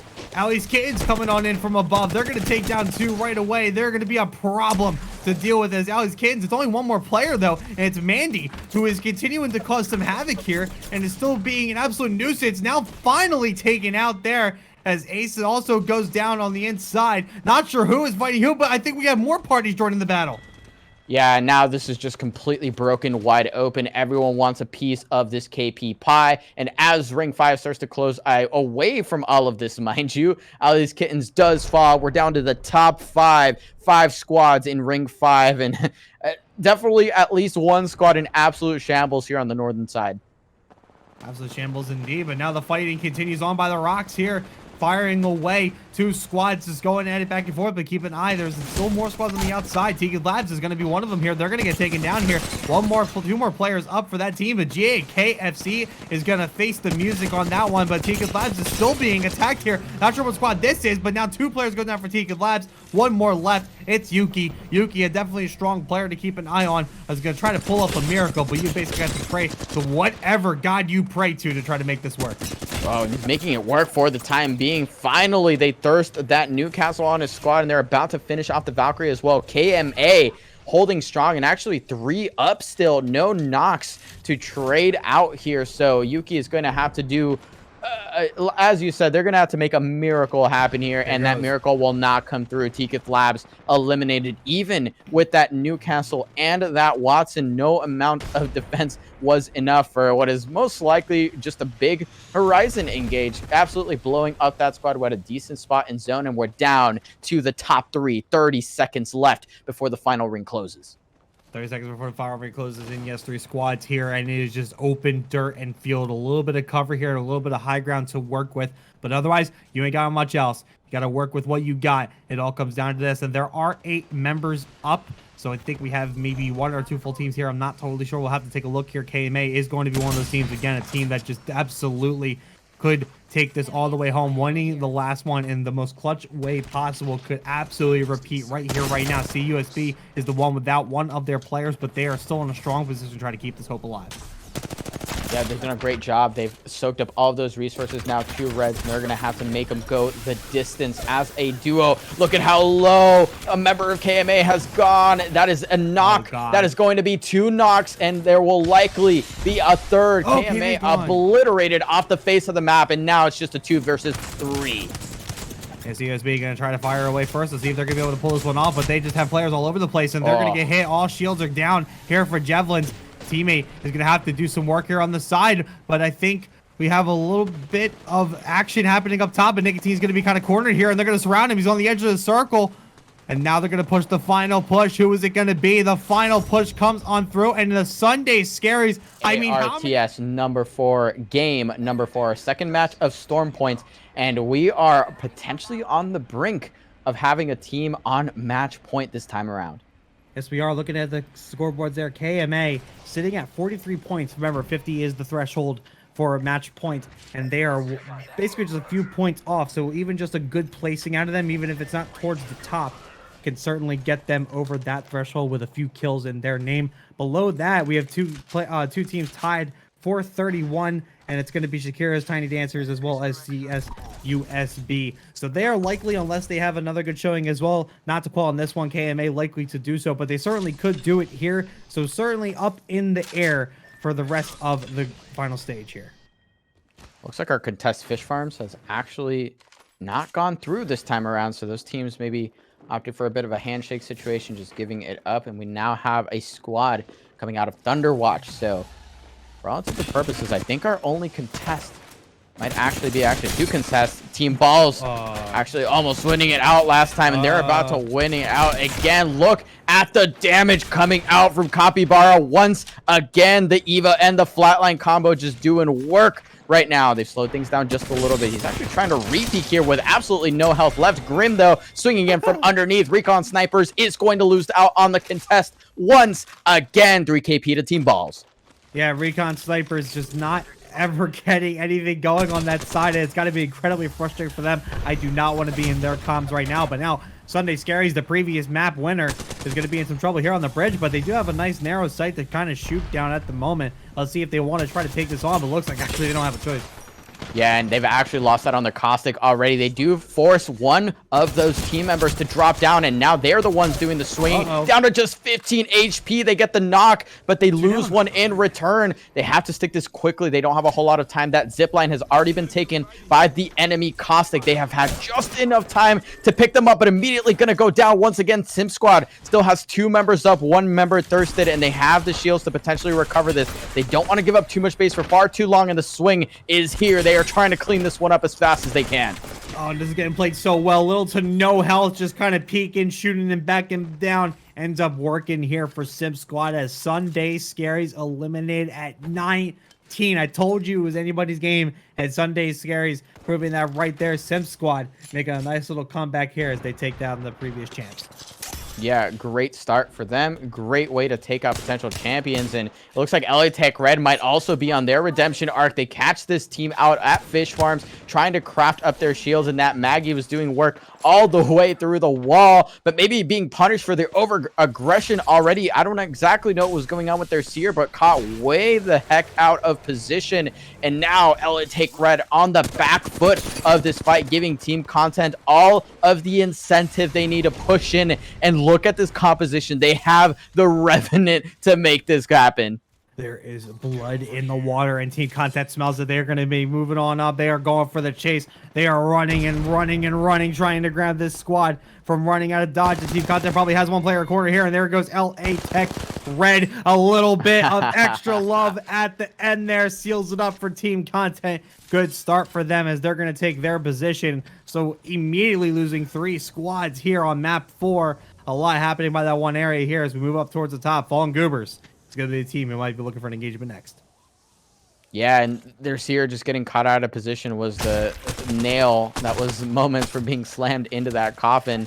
So unfortunate for them. 17 squads now on the map, all starting to manage their rotations. I don't think we're going to see too many more fights, at least for a little while. It is until, of course, these rotations start to crash into each other. Oh, Gary, Alice, a squad that we saw go out a little bit earlier than I expected in game number 3, or first game of Storm Point here. Looking a little bit better, a little bit swifter on their rotate. Not really looking to fight out too much. They want to get in here early. They want to set up with that Watson and start to farm up damage and hopefully farm up some stray kills that they can find as these teams start to rotate into each other. Shakira's Dancers, squad that has done a lot of very nasty outplays so far, sitting on 3 purple shields right now.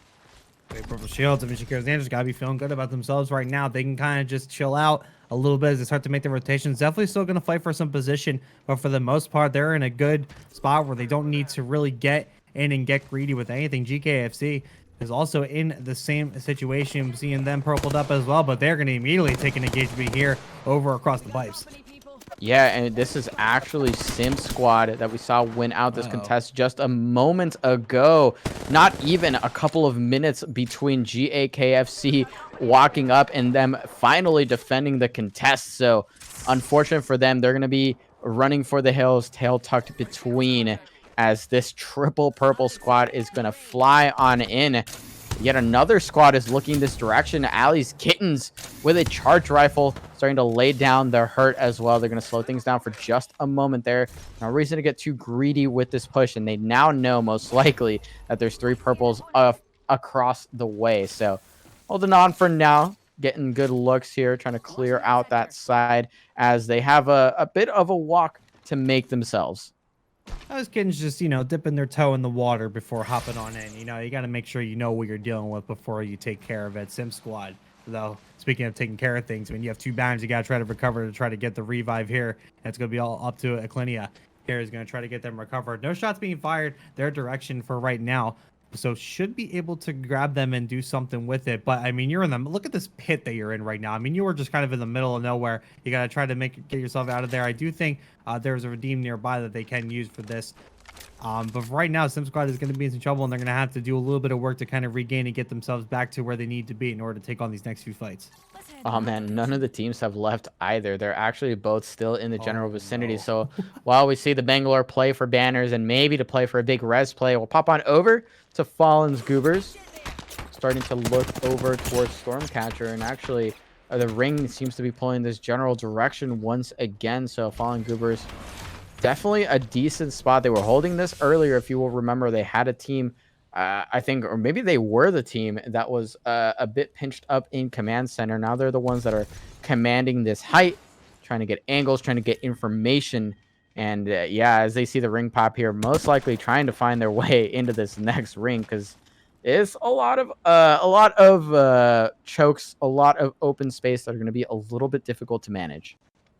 Yeah, I mean, if there's going to be another open space, you know what we're going to be in for coming in towards the end. But yeah, that second circle, I got about 2.5 minutes left for Bazu. Meanwhile, just kind of taking note of things. And, ooh, okay. Got a couple shots on those players in the vehicle as they're driving on by. Just kind of letting them know that they're around. You know, making sure they know what they're dealing with and know that their death is just waiting around the corner. Nothing big.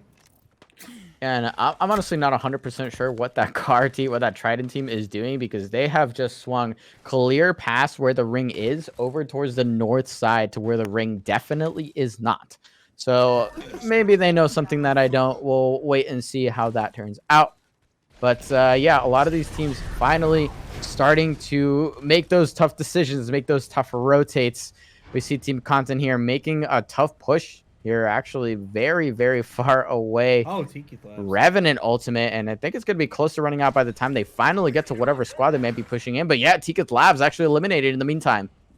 I think that's going to get taken out here, so that's going to be a tough loss for them going into these final stages. Final Impact also getting taken out, and now Team Content seems to be getting into a battle, but actually, there might be a couple parties to deal with here as Team Content going to try to get this flank coming in, and oh my god, that player survived. So now, pushing through the door, but it's going to get barricaded, and there's shots raining in from hell, but that man's in trouble, and it's still going to get the kill, but is ultimately going to go down, and now Team Content going to be the ones in trouble on this one. Yeah, that push was just very unfortunate timing. They didn't get any value really out of that Revenant ultimate, and Team Content is eliminated on the push. As you said earlier, a little bit of extra love on the tower defense here from Team Balls. They're giving them exactly that right now. They hold, they get their 3 KP, now sitting on, I believe, 6, and actually sharing the kill leader title while they're at it. Not too shabby. They're going to pick up all of that loot that got delivered their way, and they're actually right in a decently comfortable spot right near zone, so it's not going to be too bad for them. They have a little bit of a walk to make yet, but yeah, just great defense, great value there, and great job. Yeah, just an overall great work out of them. Akari Alice. Ooh, they might be getting some trouble. Why is it always City that ends up getting beamed first? I think we've seen that in every single map where City overpeaks something, gets absolutely blasted, and then has to go on back and try to recharge here. Ooh. But no, here comes the fight anyway. Akari Alice is not ready for this. They're going to be in some trouble here. 1 goes down, 2 goes down. It's going to be all up to City, the overpeaker themselves. Going to try to make this happen here. And let's see what they're going to be able to do. Not sure what squad is attacking them at the moment, but City's going to go find out for sure and fire on back. Going to get into this fight, but City just takes so much damage. There's just so much they can't do. I don't know what else is left for City to do except their fate, but they're going to just try to fire some shots anyway here to kick this one off. They're watching this one extra player. City's going to take him out. There goes Javelins. So maybe a chance, but the bullets still fly from the other direction. What else can he do? He does get the shield swap on the body. Great awareness there, looking for that thirst, but Nicotine actually has a generator to work with and actually gonna have a massive health advantage on the swing. Okari Alice finally eliminated. It seems you cursed it just a touch by saying City was always the first one to drop, actually the last one to drop, but still not enough, unfortunately, for them, and they will be turned into death boxes. They will be turned into KP. And meanwhile, poor Bazu is going to be firing some shots on the team down in that ravine there. They're going to be firing away and making sure players know that they are in some trouble here. And the circle is actually going to be closing in around them. This team behind the rock, they're in some trouble. And I don't think they picked out, just slightly out of range there on the CR passive. They could have potentially canceled that res, but they didn't see it happening. And now poor Bazu getting fired back at. eating a lot of damage, having to actually shield on up. And it's final countdown that finds a nice nade here from the likes of their Seer, and the Seer ultimate is down, and the push is on its way. The push is on its way. We'll find a countdown. Look to take care of this here. Let's see what they decide to do. They're just going to drop down one level. And you see the clock, 2 minutes left in the circle. But they're going to play this edge until they have no time left whatsoever. So now the push up begins. Looking for that initial engagement. They see a player out in the distance. Oh, and they're pretty exposed too. So that's going to be easy hit points there for final countdown as they move on up. But now, once again, it's a wait and watch and see who's going to peek first. That was a big crack onto that team's Valkyrie, and they will most likely not get the space to Valk on out of here. They're actually standing still out in the field. Final countdown still 3 strong, 3 incredibly healthy members that have managed to shove this team on away. And it looks like there's one member just caught out and catching stray bullets right now. It's going to be the Valkyrie once again. They've taken a position, a final desperate attempt with that Horizon Vault, but it is not going to be enough. Final countdown has found one knock. They're going to try and beam the Valkyrie out of the sky, not quite finding it though, but in the end they do win out overall, and now they have another team walking up to turn into KP as well. And they're going to be in some trouble, as we see the kill feed as well. S9 Gaming getting eliminated. We're seeing a lot of teams go down quickly. We're not even in the third circle yet. Now final countdown going to try to make this move here, and poor Bazu gets eliminated. Poor Bazu is taken out, and I believe it was by final countdown. I'm not totally sure. No, I think it's another team, but poor Bazu, one of the higher up teams, getting taken up as well. Final countdown just owns this area right now. Yeah, final countdown trying to reignite the magic that they had during the group stages and try and find a little bit more success on this match point format. GAKFC with the last ditch shot of the Mastiff clutches it out. Another 15 HP clutch for this squad, and they might be able to pick up these members, but it looks like the third party was already hungry for more, hungry for the scraps of whatever was left. I'm not sure if this is in the same region, and no, it's not. Actually, they're going to survive. CSUSB looking for an entirely different fight behind the tree. Entirely different fight, and they're going to take it on. Now 5 seconds on that round 3 circle. They're going to be coming on in, and Team Balls is going to be the one that goes down on account of CUSB. So now we are breaking the top 10. We have broken the bubble, and keep an eye on this circle. When it closes up, oh, it's going to be tough for a lot of these teams.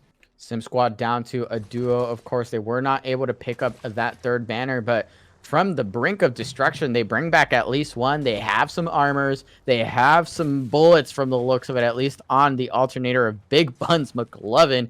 So they've got equipment to work with, but will they be able to find their way into ring? That's going to be the question that they will have to answer as this ring closes. About 30 seconds left, and look at how crowded that ring is already. We have 9 squads left alive, and definitely not 9 squads worth of space. A lot of teams are going to have to answer to each other here very shortly. I mean, look at just that west corner right there. I mean, there are 3 teams about to converge there on the outside of that building, and the shots are being fired as the circle closes up. This is going to screw over a lot of teams, but CUSB is definitely not one of them. They're going to take advantage of this one. They're going to fire away. Teams getting hurt left and right, and I think CUSB is going to go on for a full-on charge here. Circle about to hit its final ending here, but there's going to be 1 or at least 2 more pushes happening right at this edge.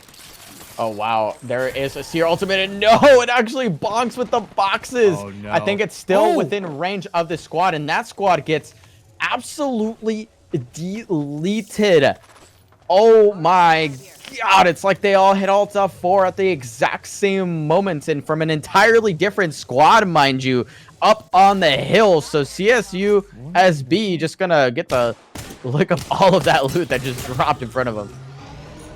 Yeah, they're going to have to deal with all this, but Fallen is going to deal with the bullets that are currently lodged in their chest. I mean, they just got absolutely blasted through that window, but now Fallen's Goobers are going to answer right on back with bullets of their own. Not sure what squad is on the bottom there, but they are going to take them on anyway, as they are going to run over on the side, going to try to find some cover here before ultimately finding this out. And it's going to be SLG that are also going to be in another building nearby, just going to be doing their thing, recharging, trying to make sure they are ready to go. I mean, we are down to 7 squads, and I think everybody is up. We got 21 players up, so this is definitely an even matchup for a lot of these teams. So now there's going to be a lot of positional advantage. I think we're seeing a 3-team fight happening right now. Yeah, and up towards the north, we have a squad holding out. Here we get to see another squad up on this gravity cannon getting absolutely decimated from all of the LOS that is coming from the buildings. And, of course, the team that is pushing in. The push is there. There is a very well-placed Arc Star there that is going to do just enough damage to get the knock. And even though this Watson holds for dear life, they will not be able to survive. Shakir's Dancers is eliminated. KFC is eliminated shortly after by the swing from behind. And just like that, we're down to 5. We're down to 5 in the fourth circle, about to close here, as you still see Fallen's Goobers are still stuck up top, and I think they realize, oh no, we're surrounded here. There's a lot of teams nearby, and they're doing a lot of damage. So we're now down to 5, and the final circle is getting closer and closer. You can feel it, and that street is where everything's going to get settled. Yep, this is definitely going to be a battle of the buildings and really just what team can hold their building for the longest amount of time. Fallen's Goobers is still in this game, my friend. Final countdown is still in this game. Barely getting that bat off. And yeah, that is going to be a dead Bangalore most likely. Boaster trying to push up with that Seer ultimate to try and find some space and actually finds a whole chunk of damage, but ending up in the meat grinder in the end. King Briar Patch just going to hold on to the scrap of this wall, maybe smoke at their feet, and pray that that squad across doesn't look away from their building right now. That's actually going to be KMA, the team that was on the brink of match point here, looking for those last couple of kills that they need and maybe the placement, but they are going to lose one and perhaps lose their opportunity here to get the back-to-back. They're going to try to play this out, though. They should have the match point clinch. We should say that before going into this fight, but they don't want that. They want the dub right here, right now. They want that momentum to swing in their direction going into these last few maps of the finals round. But 2 go down. It's all up to Aqua, but Aqua's going to try to go for a revive, but Briar Patch is actually getting hit from deep by SLG, and KMA is eliminated in 5th. So KMA will have to do a double check. They should have gotten in, but we'll have to double check and make sure that they did get that match point clutch. But for right now, they got 50 exactly. We just heard from production. So KMA does, with that placement, cross the threshold over into match point just barely, but it's not over yet. We still got 4 squads left here on this map. Man, maybe that's why they were so thirsty for those kills on the edge. They knew they were just 1 off. Maybe they did the math before we did. So they will be on match point. But a couple of other squads on the outside looking in are also fishing for the last couple of points that they might need. Maybe not in this game, but perhaps in the next to get into that match point position. That nade not quite finding its mark. CSUSB with 3 red shields to work with. And the push there is coming through. But that Seer ultimate is destroyed immediately. Immediately, CUSB is now in some trouble. They're losing all their shields and losing all their health very quickly. As Fallen's Goobers are going to be the ones that are going to be pushing up onto them here. CUSB has only 1 player left with Aces, but they're now going to run away. Still have some red shield left to their name, so might be able to at least survive for now. But I think Fallen's Goobers are going to just track the blood. They're going to track the prints, and they might look to get this one down. But I think they do realize SLG is now firing above them. Yeah, and they're not really in position to defend either. That was a big cancel coming out from Jin Mori on that Seer, and it is almost in time to stop them from fully healing, and that Arc Star doesn't find the mark either, so that team will heal on the backside. Morph is going to get absolutely dismantled on the walk-up, though. SLG is holding onto the spot and squeezing every bit of value that they can from it. Looking for Fallen now on that left side here, but SLG has to be careful. They know there are a couple squads still around. I think they know that there's only 1 member of the opposite team there all behind them, but for right now, SLG's main concern right now is making sure Fallen's Goobers suffer, and they're going to make sure that they do that right now. And the Rockets are coming in, and Fallen is going to probably have to force themselves out of that current position. Keep an eye on the circle. We got 39 seconds here on this final one here, as Fallen's Goobers are just going to be sticking by. They actually have some good cover here for right now as SLG try to figure out how to approach this, and I do think they have most of their shields back as well. Yeah, Morph actually able to stick that Phoenix Kid as well, so no amount of cancels was going to stop this team from surviving, from holding on to the last ounce of zone that they have left to play. 15 seconds left before this all comes to an inevitable end. 4 squads left, and not all of them full. We know that SLC up on height is holding on for dear life, but there's no angles. The smoke is there, and Fallen Goobers has managed to almost sneak through. They do lose 1.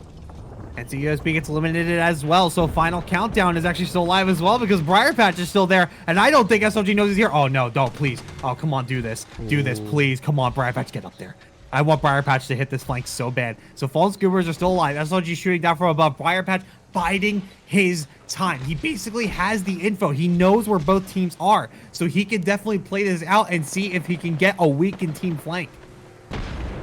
They're going to have to wait and see. They're going to just pray here from an overcommit from the team up top, but it's actually going to be an overcommit from the team down below, and I don't think they were ready for that Watson gen to just eat up all of those nades. Look at everything that Watson gen is blocking, and Briar Patch is committing. Briar Patch is fully committed to this, but he's just going to get immediately shot down. There goes Final Countdown. God, I wanted that so bad. SLG still 3 up, and Fallen Goobers is just bleeding out all over the place. 3v2 scenario, but Morph has a good angle here to try to make use of it. But SLG, just the perfect team push, is going to make them the champion here on map 4. Number 4.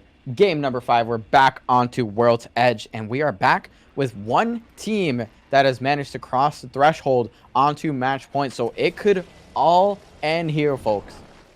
Could all end here. It's going to be KMA, who have not, even in the group stages, fallen out of a top 10 placing in any map so far. So saying heavy favorite here is an absolute understatement when describing this team. We do have a few more teams that are on the outside looking in. They do not have the threshold yet, but they are looking in. CSUSB is one of those teams. They're sitting at 47 here. So honestly, they would need to completely throw to not qualify here in this case. And then we have 3 teams, Shakira's Dancers, Final Countdown, Fallens, Goobers tied at 37 apiece. We'll look to see which one of them will be able to qualify. Yeah, and 37 points is not a far shot at all. That's 13 points, definitely easily accumulated by any of the squads. Sim Squad, definitely one of the teams that needs a lot more than that, unfortunately. So starting it off early here. A lot of those squads that we just mentioned actually don't have to worry about contests either. So they have a decent shot at making that happen. Sunday Scaries, the team across the way on the contest, does go back onto, or rather remains on this oh my goodness, the name is completely escaping me. The Caustic, there we go, finally came through. Caustic with a purple shield, and they're actually the ones being aggressed on right now. So maybe it didn't set up as well as they would have liked, and are now getting beamed on the side.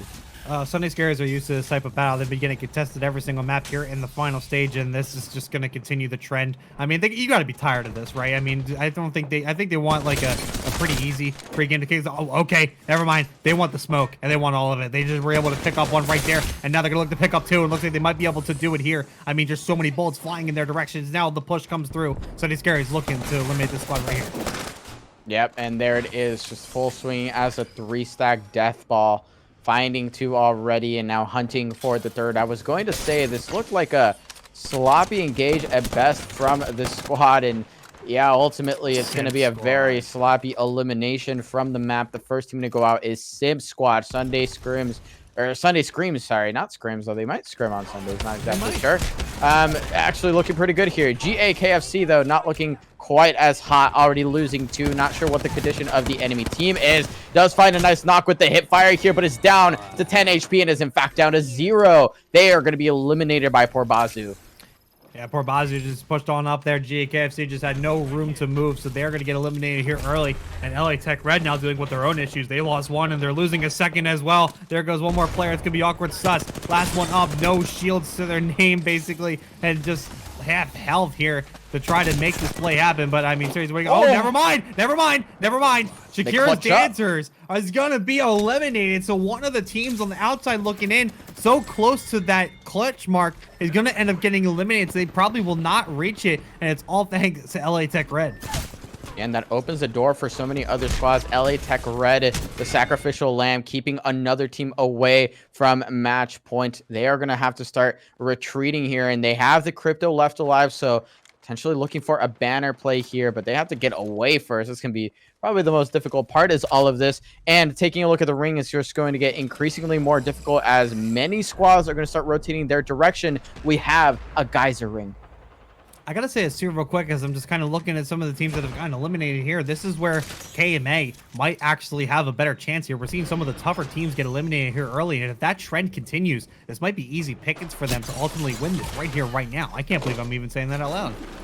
Yeah, that is pretty crazy. Final countdown, already claiming a couple of kills, a couple of extra points that they're going to need to get over that threshold. Again, reminder, 37 points to their name currently, just sitting 13 points away from match point.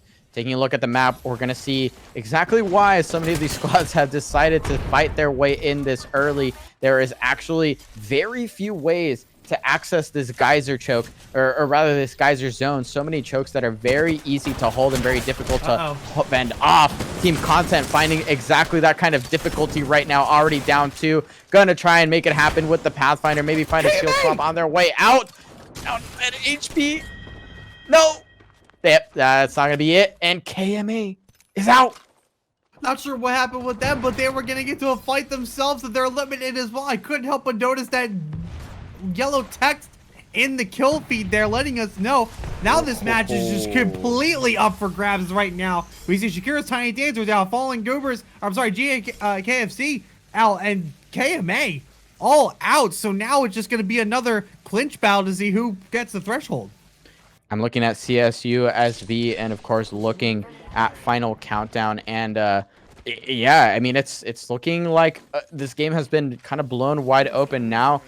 Potentially the kill hunting is going to get cranked up to 1,000 because teams know that there is no winning team right now, no potential of the series ending. SLG on the hunt themselves, already finding a knock onto Nicotine, still perfectly healthy with 3 purple shields to finish off this fight. At least claiming that KP for the time being, and they have a spot to play as well for the next couple of zones. Shooting up into the sky, that's going to be a Valk ultimate with the last Bastion, the last duo of that squad that we just saw lose one. So great position for the big dogs. Great position for the big dogs, and they're going to be a team that looks to really come on back from the depths. They have had a couple of tough showings here in the finals, but certainly have an opportunity to bring this one back. They did win that first map, so it's not like they couldn't do it, and they're definitely a team to keep an eye on here as we hop on with SLG. I think SLG, an underrated team, currently sitting at 31 points, could certainly get over the mark if they so chose, but they're definitely going to be doing some kill hunting. But they're a team that I think I've noticed a lot of great teamwork that I've seen throughout a lot of their matches here today, and I definitely think, as good as they are, they might be able to make some magic happen here if they decide to be a lot more aggressive in this match. Yeah, they can certainly make a lot work here, but right now playing patient, getting to the zone early. They have, of course, the Watson, and they're coexisting with another Watson team underneath them, a squad that we've seen very content with rotating very early on World's Edge. And this was actually something that I wanted to mention right before we got into all the action, but it's the fact that some of these squads we've seen already sort of showing what map that they're able to perform slightly better on. Tiketh Labs was the exact squad I was hoping to shout out for their ability to navigate World's Edge, and right now they're navigating this fight in a very sloppy way, but they're seemingly getting a little bit of value out of it, but they're gonna get knocked, unfortunately. So maybe I'm gonna eat my words here very quickly, as that Sierra is almost down and they have not really dealt the damage to return. It's just a different game, I think, right now with the stakes that are on the line here on this map. So Tiketh Labs probably not getting the same timings that they would normally want to get in a lot of situations like this, and they're ultimately going to pay the price for it. Meanwhile, back on board with S9 again, as they are just going to be waiting outside of this circle's edge right here. Just going to kind of wait and see what they want to deal with first. They're just going to kind of regroup themselves before ultimately moving on here.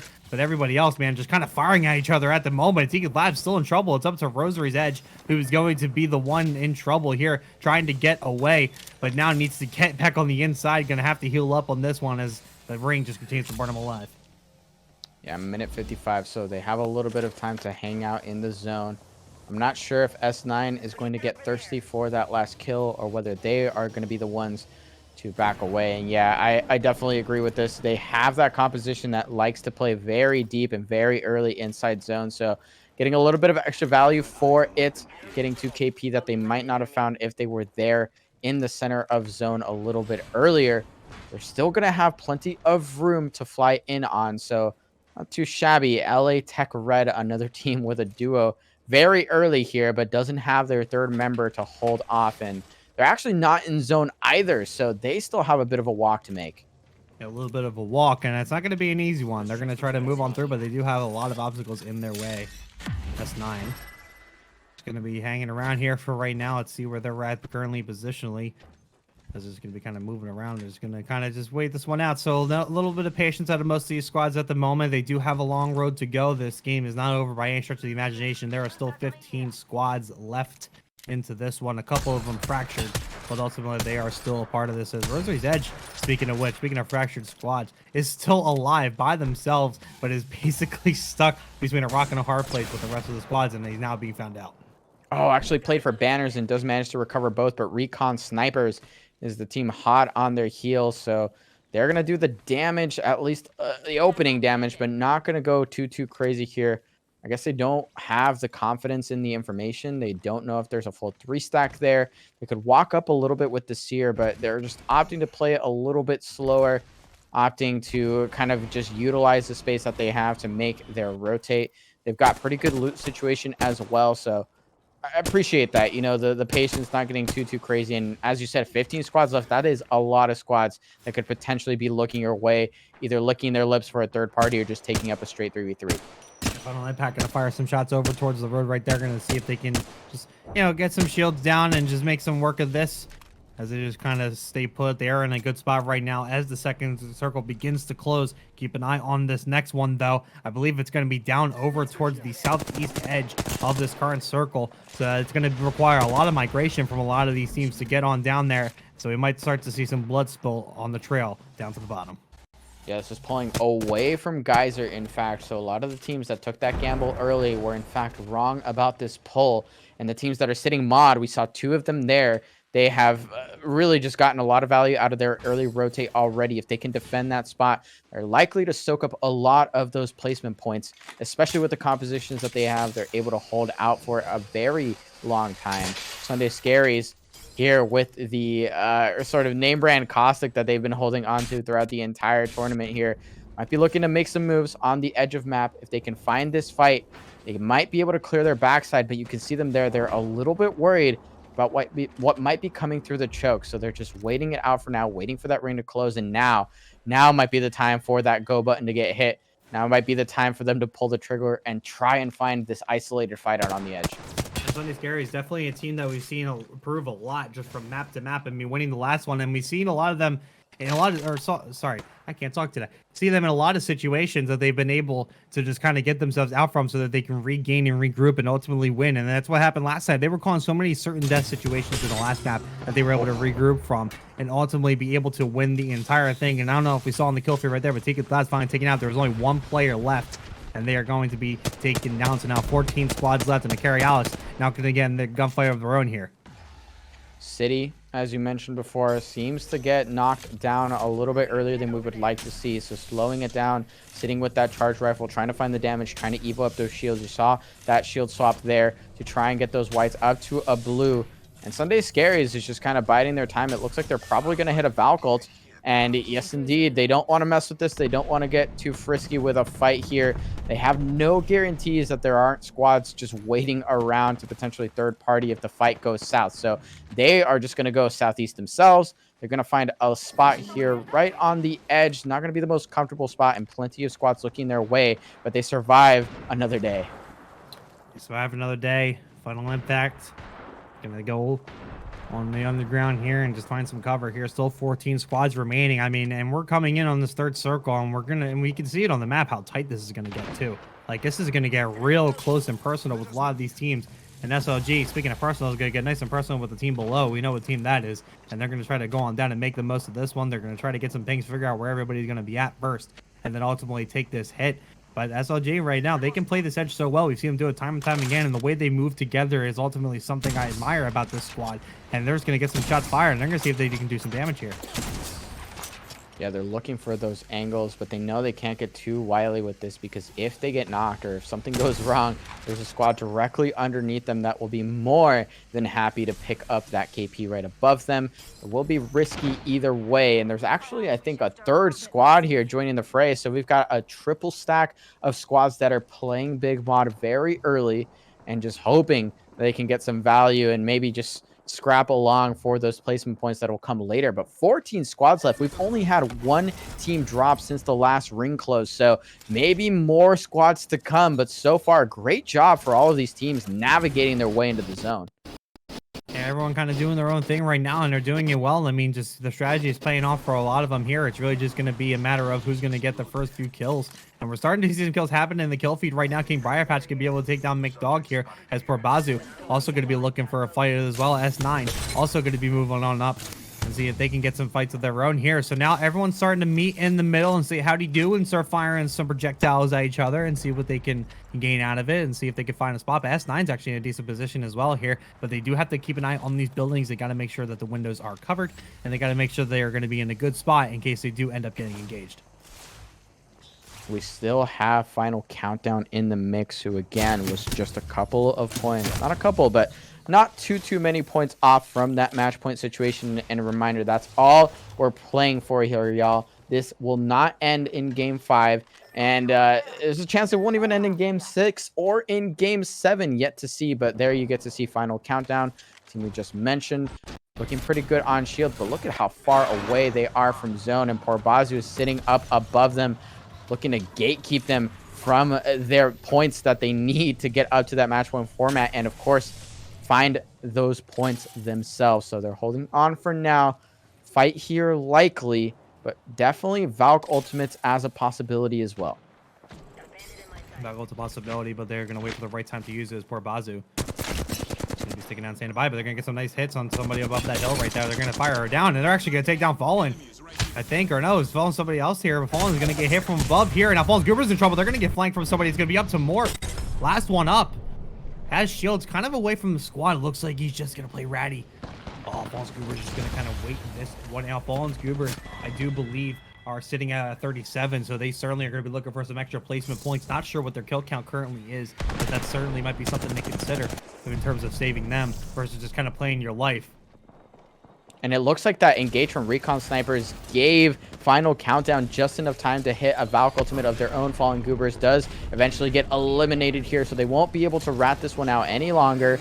And we will have a very crowded ring number 4 as yet another squad starts to fly in. We know there's 3 already sitting mod. There's 2 teams fighting on the eggshell to the south as well. Ali's Kittens is holding on to one of these little cargo trucks, or cargo bins rather, and they are just holding on for dear life as so many squads are starting to look their direction, trying to find the damage that they need to get those shields up and maybe get the knocks as well. So 13 squads still surviving for right now. Man. CSUSB was just a couple points off, if you'll remember, from match point themselves, and they're just going to have to fight tooth and nail to make that happen here. I think they're just playing the waiting game now, hoping another squad drops.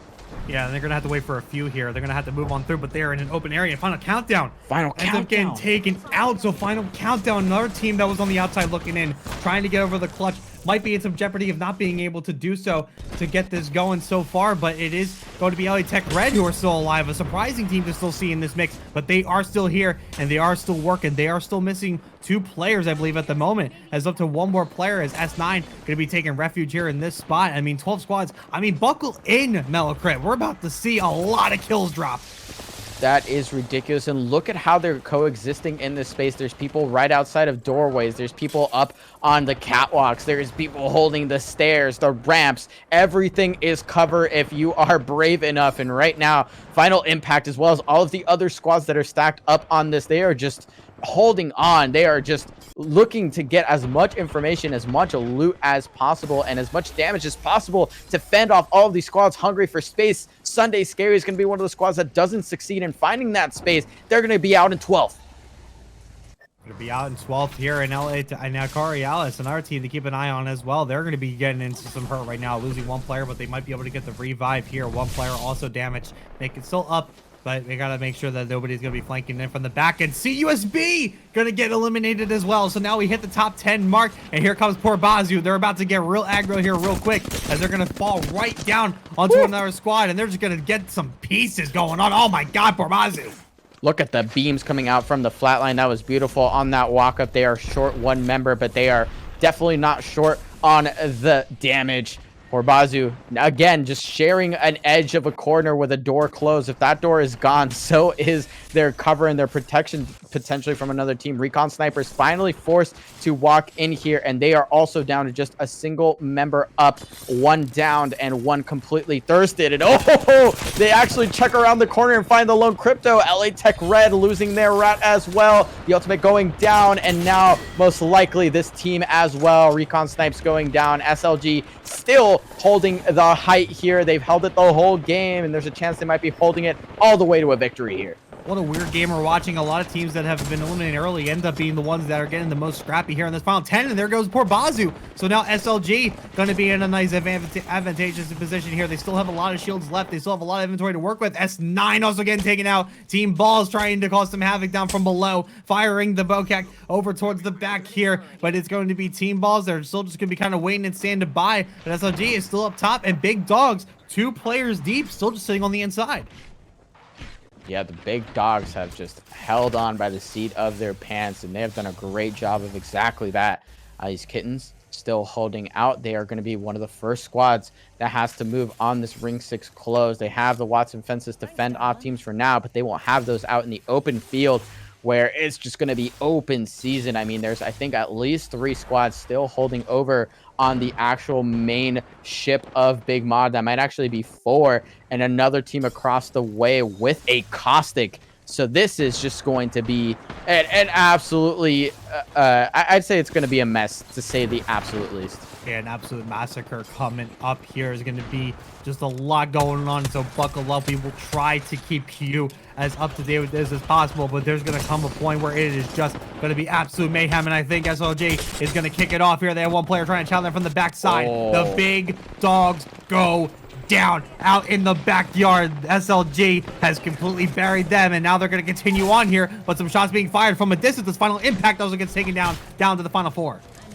And what a bold play there. Might have actually done enough just to ruin SLG's game. They're not even going to find kills here, and Capybara with that bow check is going to start to lap up all of this damage that has been left for free in front of them. They're going to have the Caustic ultimate as well to fend off the team on the left. That's going to be ticks of flesh damage just over and over, because that team cannot leave. They're going to try and use the Horizon tactical to get on out. The Horizon ultimate is there, but look at how much damage Capybara has already done. Yeah, Bear's already done. Team Balls still going to be moving on through. They're going to be trying to get the push as Ali's Kittens finally go down. There were one of the teams on the outside looking in as Team Balls. Going to slow this one down. They're going to wait a second. They're going to look for the re-engage here as Alice now in some trouble. They're getting beat from every direction. Oh, but the quick turnaround takes out SLG. And now Alice, final 2. But Team Balls is going to be able to be the champions here on this map. We are still here for the Apex Recreational Tournament Series number 4. And this is game number 6. So we have reached, for all intents and purposes, regulation time, but it's definitely not guaranteed to be over, as only one squad so far still holds that match point for the time being. Yeah, and of course it's a no-brainer. KMA still holds the only 50 mark, but I will say CSUSB 49 points coming out of that last map, 1 point off of the point. They basically just have to survive 4 deaths at this point to get a guarantee in order to kill. Even honestly, they just need to spawn in, to be honest here. SLG not far behind as well, 45 on the board. Team Balls with that win gets 42, and final count at 41. Alice is at 40. So those are the teams that we'll be keeping an eye on. Those 6 teams right there are the most likely ones to try to clinch after this map for sure. But this game, as long as KMA is still alive, could be the last one. Yeah, and there's quite a few squads that could do it a couple of different ways as well. We have to note that Alice made it to the points that they have now with over 10 kills in the previous game. So one more game on World's Edge could definitely be plenty of time to do it. But in the meantime, let's check in on our contests. LA Tech Red has a purple and a blue shield right now. We don't have a crypto either, so maybe a little bit more potential for fighting power, or awkwardness is gonna fall off the edge of the map. I've seen better starts at this series. In this tournament series. You know what? Just, we have a name for stuff like that over in COD. It's called the Clayster. So that is very much what we're used to, and for it to happen that early is just a shame. And Team Content is going to take advantage of this 2 players that they basically have to deal with here, so they're going to push on through and see if they can find anybody. Decoys are out, but team content is actually going to get hit right back here, so they're going to just get into this gunfight. There goes 1, there goes 2. LA Tech Red is gone. Now, LA Tech Red did answer back, but ultimately with a duo, excuse me, 2 members left, not going to be enough, even with the massive shield advantage. So I guess GG go next for LA. And they're going to hope that the game doesn't end here, so they have another opportunity to make back up all of those points that they're going to miss out on in this game. Sim Squad finding their first knock here on this contest over towards the west. And it's looking pretty good as they're going to get, I think, the cancel on the res with that seer. So they're in a great position to clean this one up. Yeah, and they're going to push on through and we're going to try to find it here. Sim Squad going to fire away, and they're going to get a couple of bullets in, but now the push has to come on through here, and they got to make sure they play together because then you lose a player just like that. So now 1 bleeding out on the floor as the rest of Sim Squad now have to make a move, and you don't see the kill feed. Sunday Scary is also going to get eliminated as well. So now it is going to be the revive. Sim Squad barely getting out of that one. That was a little unorthodox there. I mean, I think that they pushed a little too early. One player was pushed up way too far and ended up just losing their life, so they could have easily botched that push. Yeah, and that was a big whiff there. Maybe if they find a slightly better spray on the swing, it's a very different situation. But thankfully for them, they ended just quickly enough for this team over towards Skyhook to not send for the third party. So they're going to hold on to that W for the time being. Porbazu seemingly having held off this W, or rather held off this team. GAKFC has, I think, run for the hills on this contest. Not exactly sure what happened here, but Porbazu seems to have a commanding position on this POI. Still being careful, though. They don't want to overcommit, so it seems like maybe GAKFC is still waiting around looking for a fight. And yeah, I think GAKFC has just given up all this space in opting for the bridge instead. So looking for the position here, looking for a couple more weapons, some more ammunition that they can use. And obviously the high ground isn't too bad either. High ground is never bad at all. They're going to be hanging up on top. They're going to get some sight. They're going to get some pings out. Let me try to know where everybody's sitting at right now. As GAKFC might be the one here to try to make a push over here. As it's going to be Stole the Pants, who's going to be keeping an eye on things and making sure he has track of everybody else before they start to move on their own accord. I mean, if we look at the circle here, I mean, we're going to be sitting over by the epicenter here as it starts to close on in. So a pretty big circle to work with, but a lot of open land as well. So as everybody starts to congregate inside, we might see some battles here coming along the edges.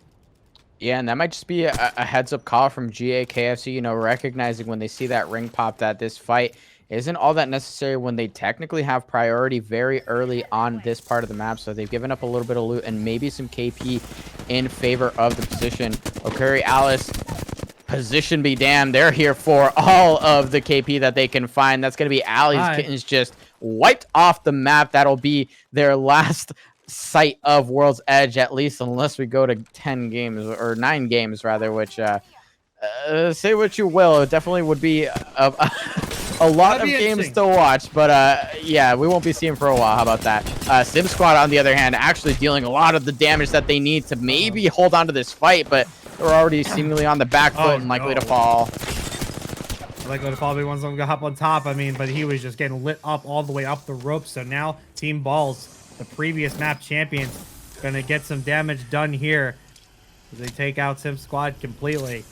And now as we move along, we already got 4 squads down, so we're seeing a lot bigger kill rate this time around. And we're gonna have to see what that bodes for the rest of the teams, especially those that are still alive, who are still trying to get over that match point threshold.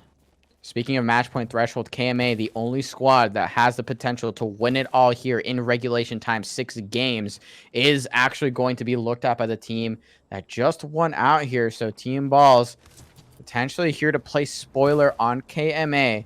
And KMA recognizes that there's already a team landslide. They don't want to mess with that ultimate height. They don't feel like they have the resources to make that push. So they are just going to wrap all the way around towards countdown, find another way into this ring.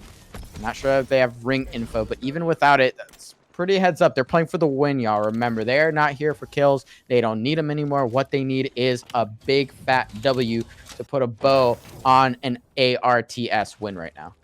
That's all I need to look for here so they can continue to play conservative. But meanwhile, it's going to be Shakira's Dancers who are looking to get in on their own accord. Had a lot of strong showings early on in this series, but are on the outside looking in with 37 points. Might be looking to play a little bit aggressive here. So there's going to be a lot for a team like KMA to have to work with here. They have a lot of teams who are probably going to have to be full aggro here because they have to get in. But there are a couple teams who are also going to be fighting for placements as well. So we're going to see a lot of mixed bags at the moment. And speaking of mixed bags, Shakira is going to find themselves in one here as they have shots overhead and they're kind of stuck around the corner of the rock. And that over peak might have been just enough to entice Final Countdown to look for this fight. I've already put down that Seer ultimate and finding no pings on it. So this team has fully disengaged, it seems like, or rather taking up angles outside of that Seer ult. They'll hold on for now. Final Countdown sitting once again with that double scan Maggie composition. So they're definitely equipped to get aggressive here, but whether they opt to do it here or in a position a little bit later on is kind of the name of the game, and it looks like they might just have to fight anyways. Another squad has swung up behind them. They gave up too much space out on the edge of Overlook, and now GAKFC looking to capitalize.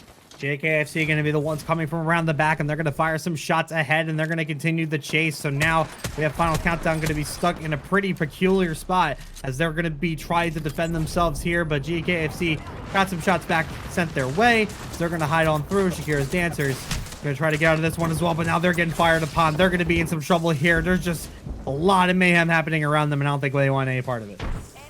A minute 20 left. GAKFC has already seen the shields that they're doing damage there, and they don't care.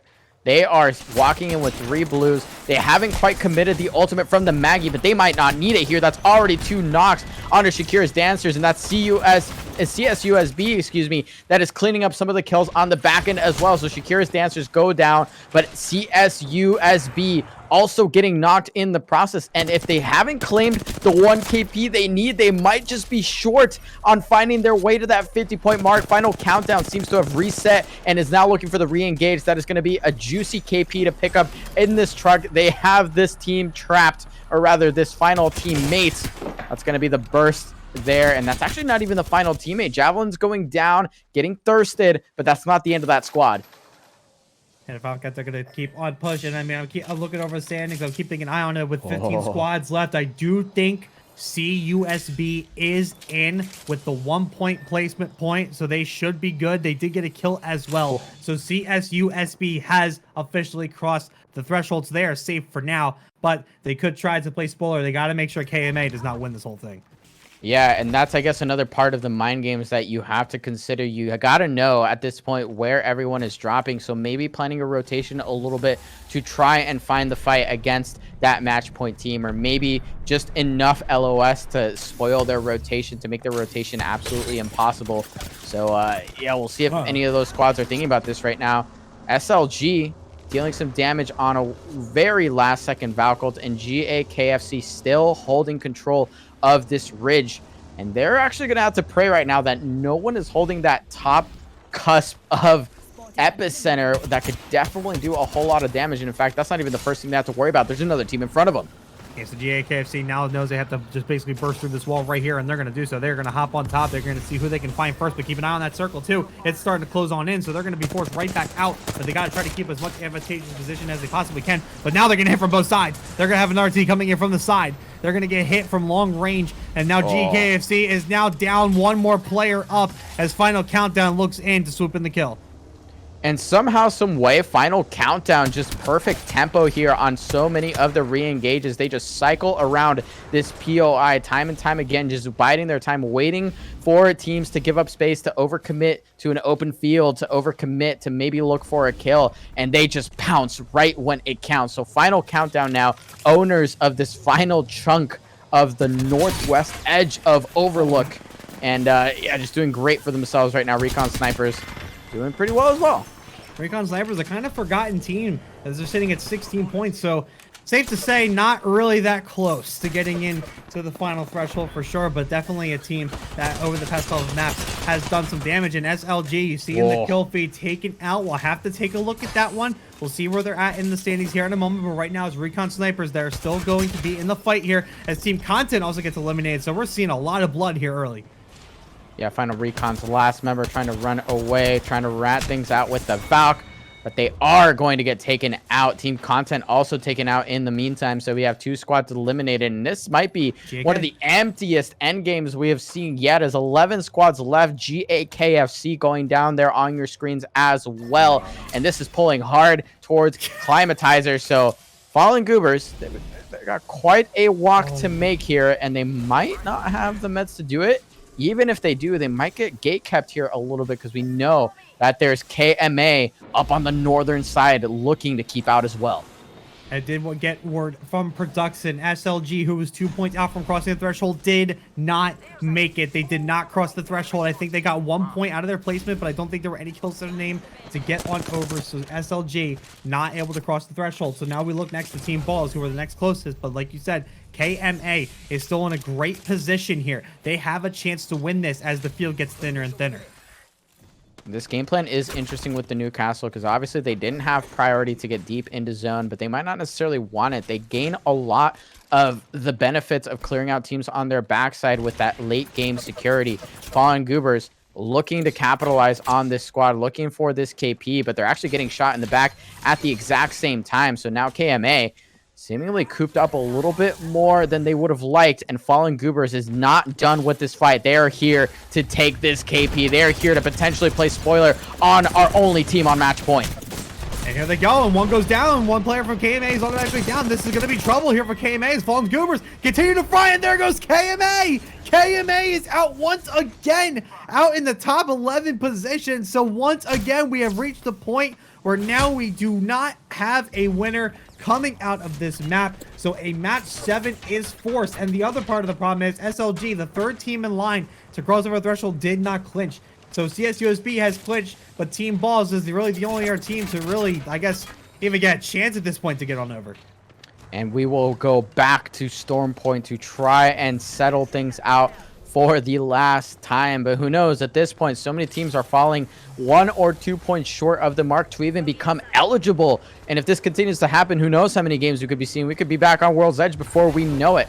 But for right now, we got game 6. We have a couple of teams, including Final Countdown, who are on the prowl, who have some KP and who are looking for kills, who are looking for squad wipes to clear up their position and maybe find a win themselves. Recon Snipers is eliminated. Final Countdown, just the Reapers of this side of the map right now. The Reapers indeed. 9 squads left. Circles starting to form here. We have a minute and a half here for the 4th one. So now we hit a point where, oh god, okay, we hit a point where everything is just going to kind of settle down a little bit. I mean, still, never mind, still shots being fallen. I think Fallen Goobers are actually going to get trapped around here. City goes down, Morph goes down, and Tiki Labs is going to be on the outside looking in. S9 Gaming also on the outside. They're going to be looking to try to make some moves here as they catch a team on the outside running through the back, and now Fallen Goobers is going to be eliminated, so 8 squads left. Tiki Labs sitting on 27 points at the start of our World's Edge games, now making up as much ground as they can because they absolutely need it. We see they're potentially already 2 KP, maybe more, already in their pockets, so well on their way, but they are looking for more. They're looking for more indeed, so Tiki Labs going to be kind of waiting this one out here. They're going to be waiting into this room, kind of standing by here, let some of the others do the fighting before they get themselves involved, but they could use some kills of their own here. Tiki Labs are on the bottom, sitting around 28 points at the moment. They need to try to do some damage, try to work their way back up, at least put themselves to a position so that next map they could try to clinch on through. S9 in a pretty similar scenario as well, a little bit of less points, but could do some damage. So we got a couple teams really having something to fight for here to keep themselves alive, and the other teams, well, not totally sure, man. I mean, this is just going to be a tough one for everybody. Yeah, absolutely. And I was just about to mention this position, so I love that Big Dogs have taken it, because if you're able to realistically clear a backside a little bit, you're able to play those boxes for so long, and there tends to be more than one team coexisting up in this building where Tiki Labs is currently residing. So as that, you know, gets to the end game, both of those squads are going to kind of fly out of the building at the same time, and that means you can just fry it up, find kills, and ultimately take out a lot of the final squads that you might need to eliminate to find a win yourself. CSUSB finally on match point here for certain, and they are still living. Top 7 is the Big Dogs. Man, I must have cursed them to Valhalla because they are immediately taken out. That's a bummer. That's unfortunate. And I do want to mention, I got some more word from production who are crunching the numbers in the back. Team Balls has qualified. They got 6 kills and got 2 placement points, so they will be the 3rd team that have crossed the threshold going into map 7 on third point to try to take this one home. So we still got a couple teams still trying to do some work here, but right now, Team Balls, they're sitting pretty at the moment. Yeah, 100%. Team Balls S9 is in the mix as well. And this next zone is going to be an absolute ordeal. When we're hearing in our ears right now, I'm sure you heard it too, there are a couple of squads now that are well into the match point. They are at 50 or above, and that is Final Countdown, definitely one of them. Trying to finish things off here, maybe put a nice bow on top of game number 6 with a Kraber kill and a Kraber win, but they are still a ways from the zone as well. And now S9 starting to get pushed in from their defensive position a little bit. Yeah, S9 getting pushed on back. They do lose one, but they're going to try to get the revive here before re-engaging.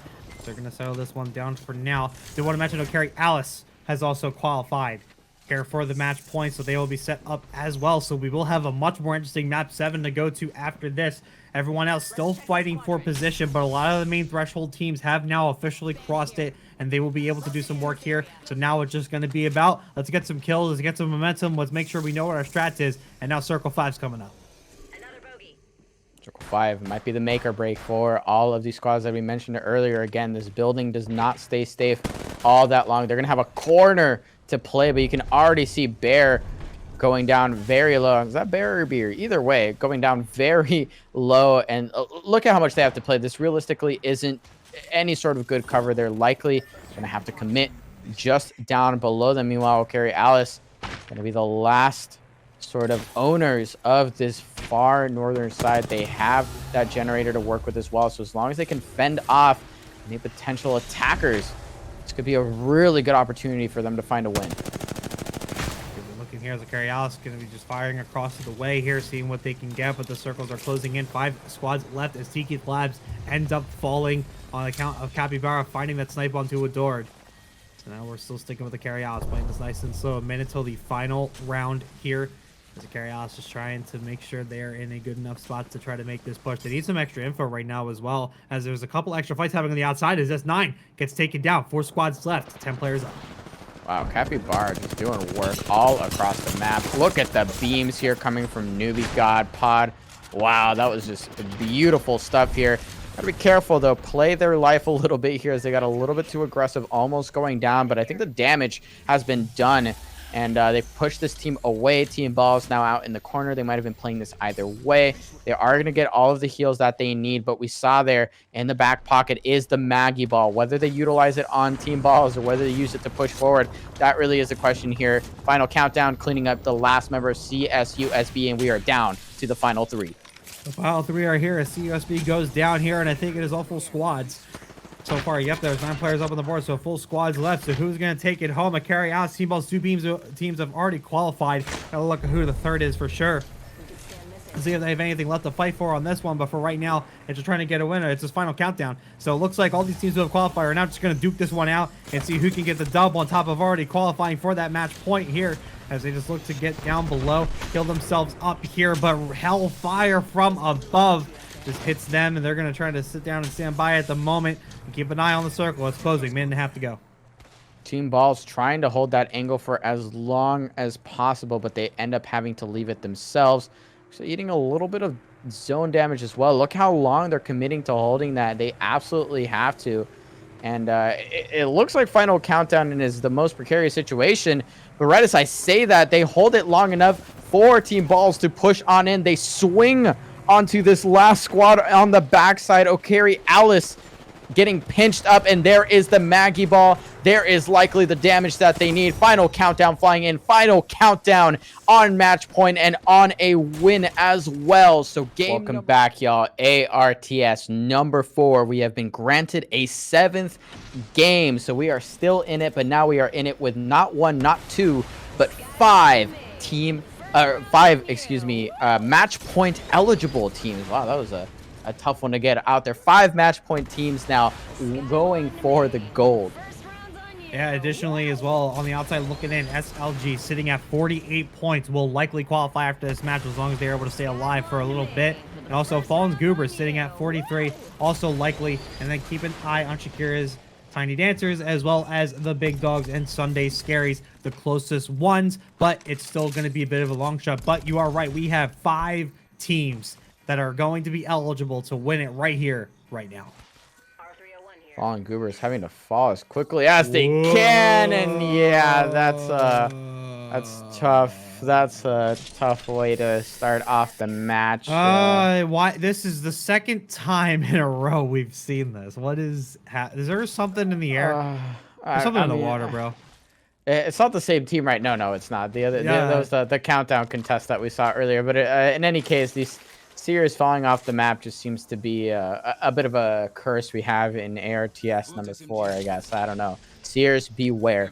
In any case, 5 squads. I didn't think we'd get all the way this far. Honestly, it looked like there was a potential to have us be done in 5 or even 6, but now multiple teams making that bid. What are your thoughts? Do you have any? Are you a gambling man? What do you think? Do you think we're going to a game 8?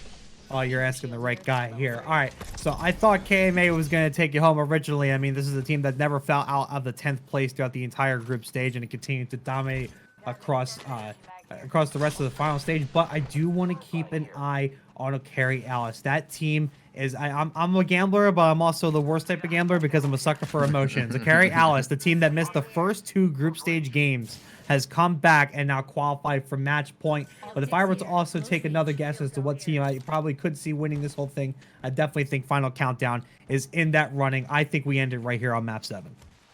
Yeah, I mean, I'm inclined to believe much the same. And Final Countdown was actually the team that I had my radar on. Absolutely. I mean, they've just shown an incredible amount of resilience in a lot of situations. We saw that their fight tempo can be really great if they're all on the same page. I'm sure the communication has to be absolutely crisp to make some of those clean calls that they've had success with. If they can replicate it here, I agree. I think there's a pretty dang good chance that it ends right here. But let's say it doesn't, just for the sake of,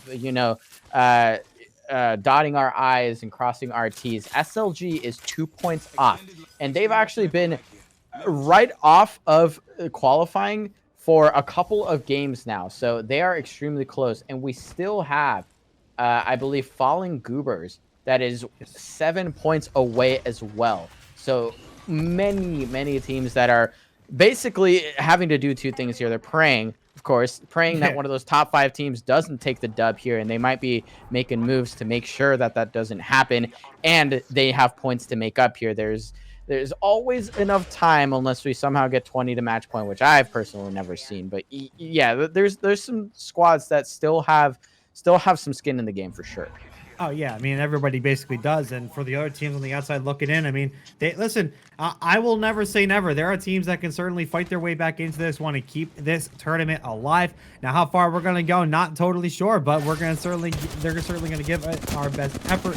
On the outside looking, I will keep an eye on Fallen's Goobers as well as Shakira's Tiny Dancers. Those are 2 teams that I definitely think. I know they're on the 2 who are the closest to clinching, but for the most part, they are the teams that have shown a lot of great potential as a team that could ultimately come back and win this. But right now, Sunday Scary's getting eliminated, and Sim Squad is currently getting taken out here by GAKFC. So we're seeing people fall early.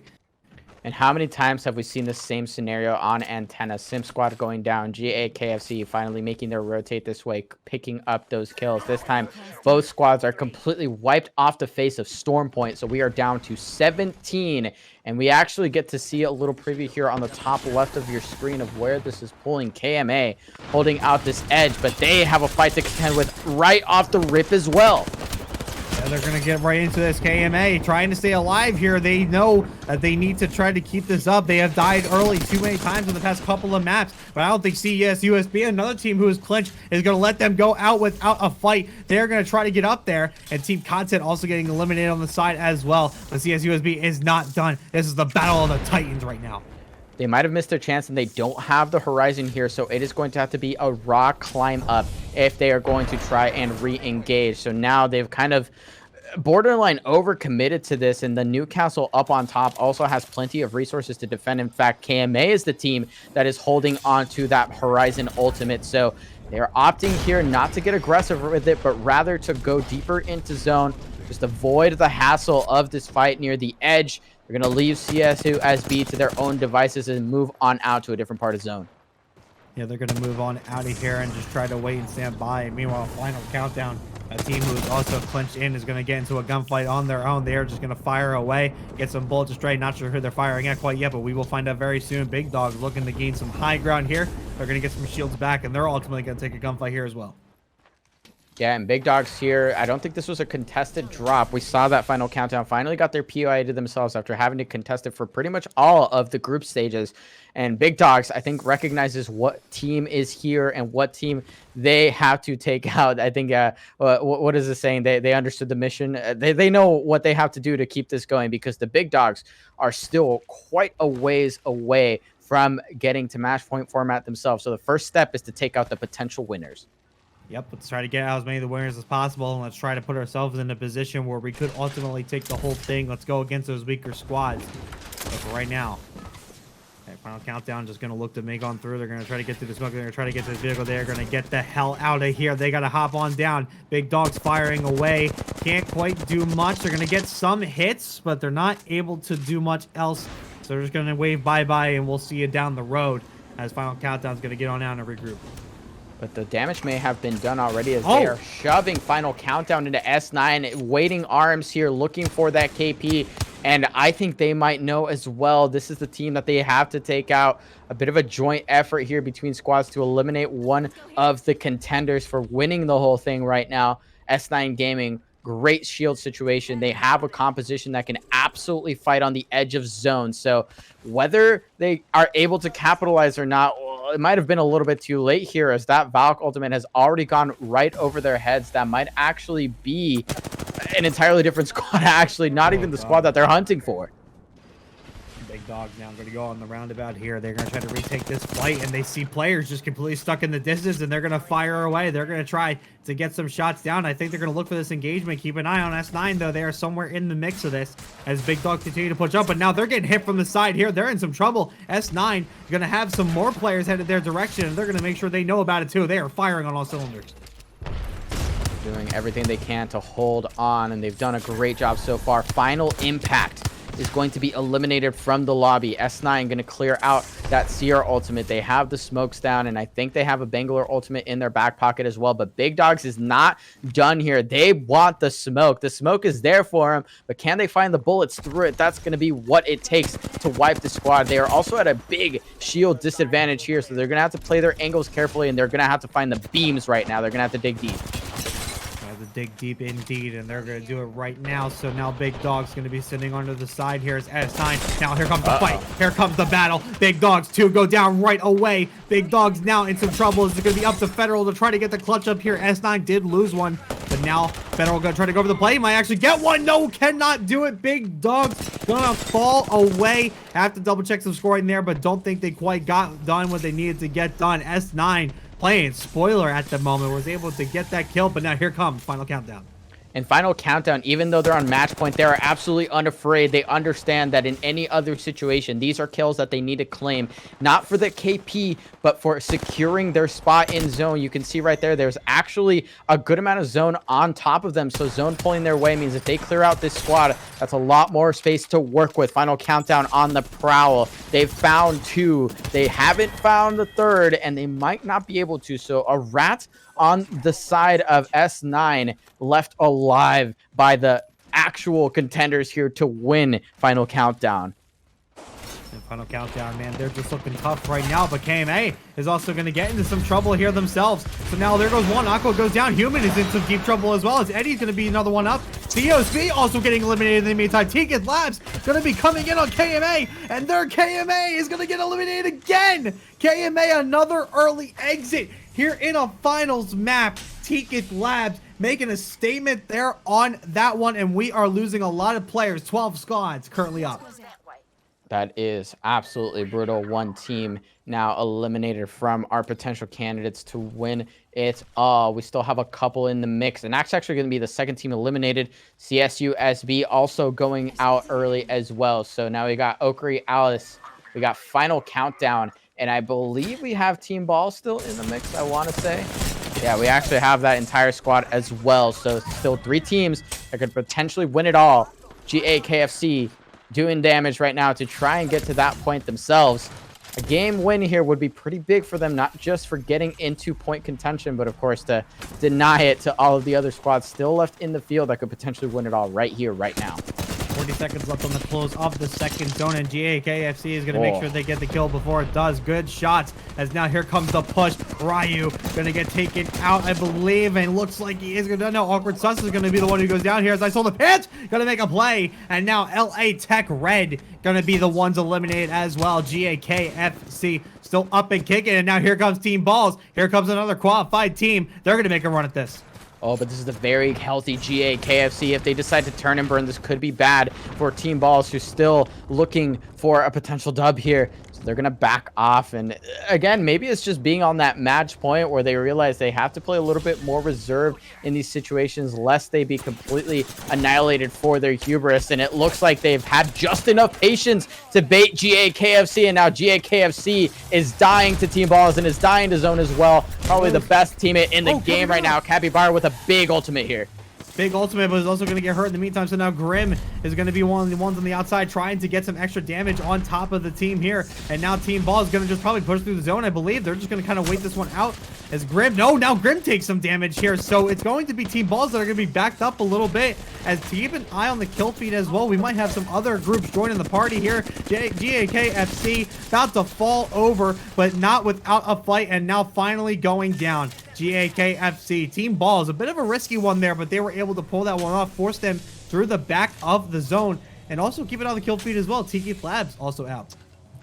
Yeah, Tiki Labs still not in striking range of that match point either, so we still have Team Balls in the mix, and that was actually a critical fight for them right here, because looking at where this map is, or rather this ring is pulling on the map, clearing out this side, super critical for their walk-in, and they're likely not to walk up just right at the foot of checkpoint. They're probably going to wrap around to where we see S9 on the map. So a couple of options opened up for them now, but it's going to look a little bit more difficult as this next ring closes for certain.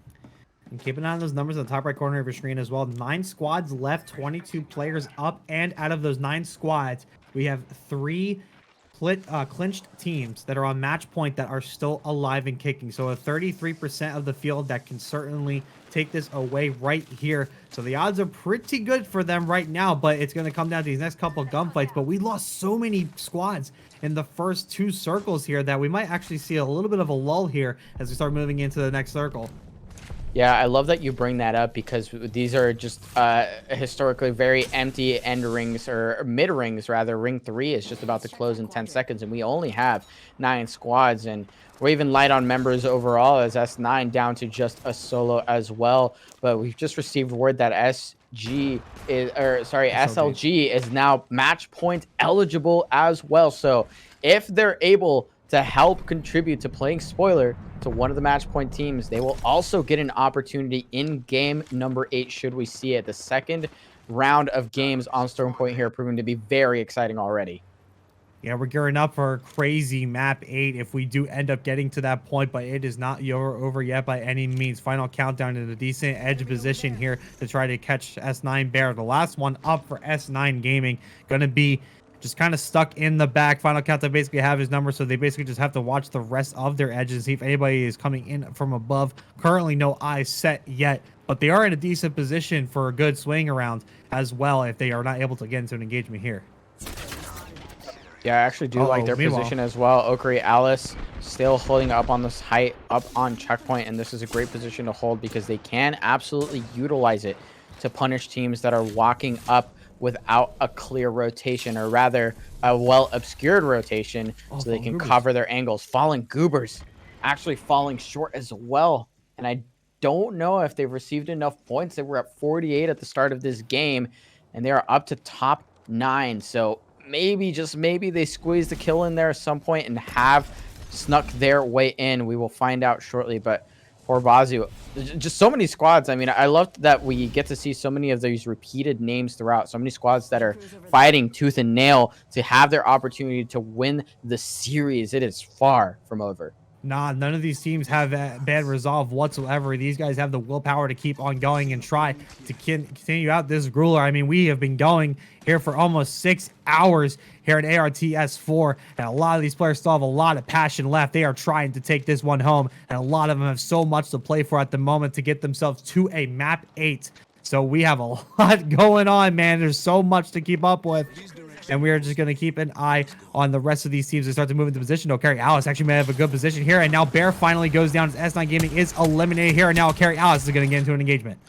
And they have to utilize these angles to the max, because the way the ring is pulling, it is not sitting on top of them. They only have blue shields as well. So not exactly the best situation in terms of end game fighting either. We've seen plenty of purples, maybe a couple of reds splashed into the mix as well. So not the loot situation that they would hope for here. They're likely going to have to just coin flip hit a Valk ultimate. SLG, the team that has successfully pushed this team away. And we know there's at least one more squad on the eastern edge, and there's actually a care package there that just got picked up right in front of them as well. So look at how little cover there is to play here in this end zone. Not even this end zone, it's just ring 5. Final Countdown going to get the first few shots, but watch the up ground here. It looks like there's going to be one player coming in from above here. Final Countdown needs to be a little bit careful. They don't want to get flanked from the back here. They're going to get into it here with Shakira's Dancers, who are looking to clinch a spot here themselves as they move on up. Let's see who's going to get this first initial kill. There's just explosions happening everywhere at the moment. No kills as of yet. And now the swing around, bullets flying from around the back of the rock here. And they're going to take cover here. They're going to wait for them to swing back around. And I think that Final Countdown has just an ounce of extra cover and protection from the other squads to their left. And that is plenty of time, plenty of space for them to just walk on up. The trades are there. 2 down for the side of, I think that was S9. Nice, nice. I've got eliminated. I believe it was Shakira's Dancers. Yes, it was Shakira's Dancers. Yep. Shakira's Dancers losing 2 down. And Clutch Pie just going to get on out of dodge here. SLG, though, they have something to fight for as well, as they're still going to be up here. They still are going to try to get this one out. And now they're going to push on through here onto Axe. See if he can do something. But now looks like just going to fire a few shots and back up here. They don't want to get caught. There are a lot of squads nearby. They do not want to get hit from the back.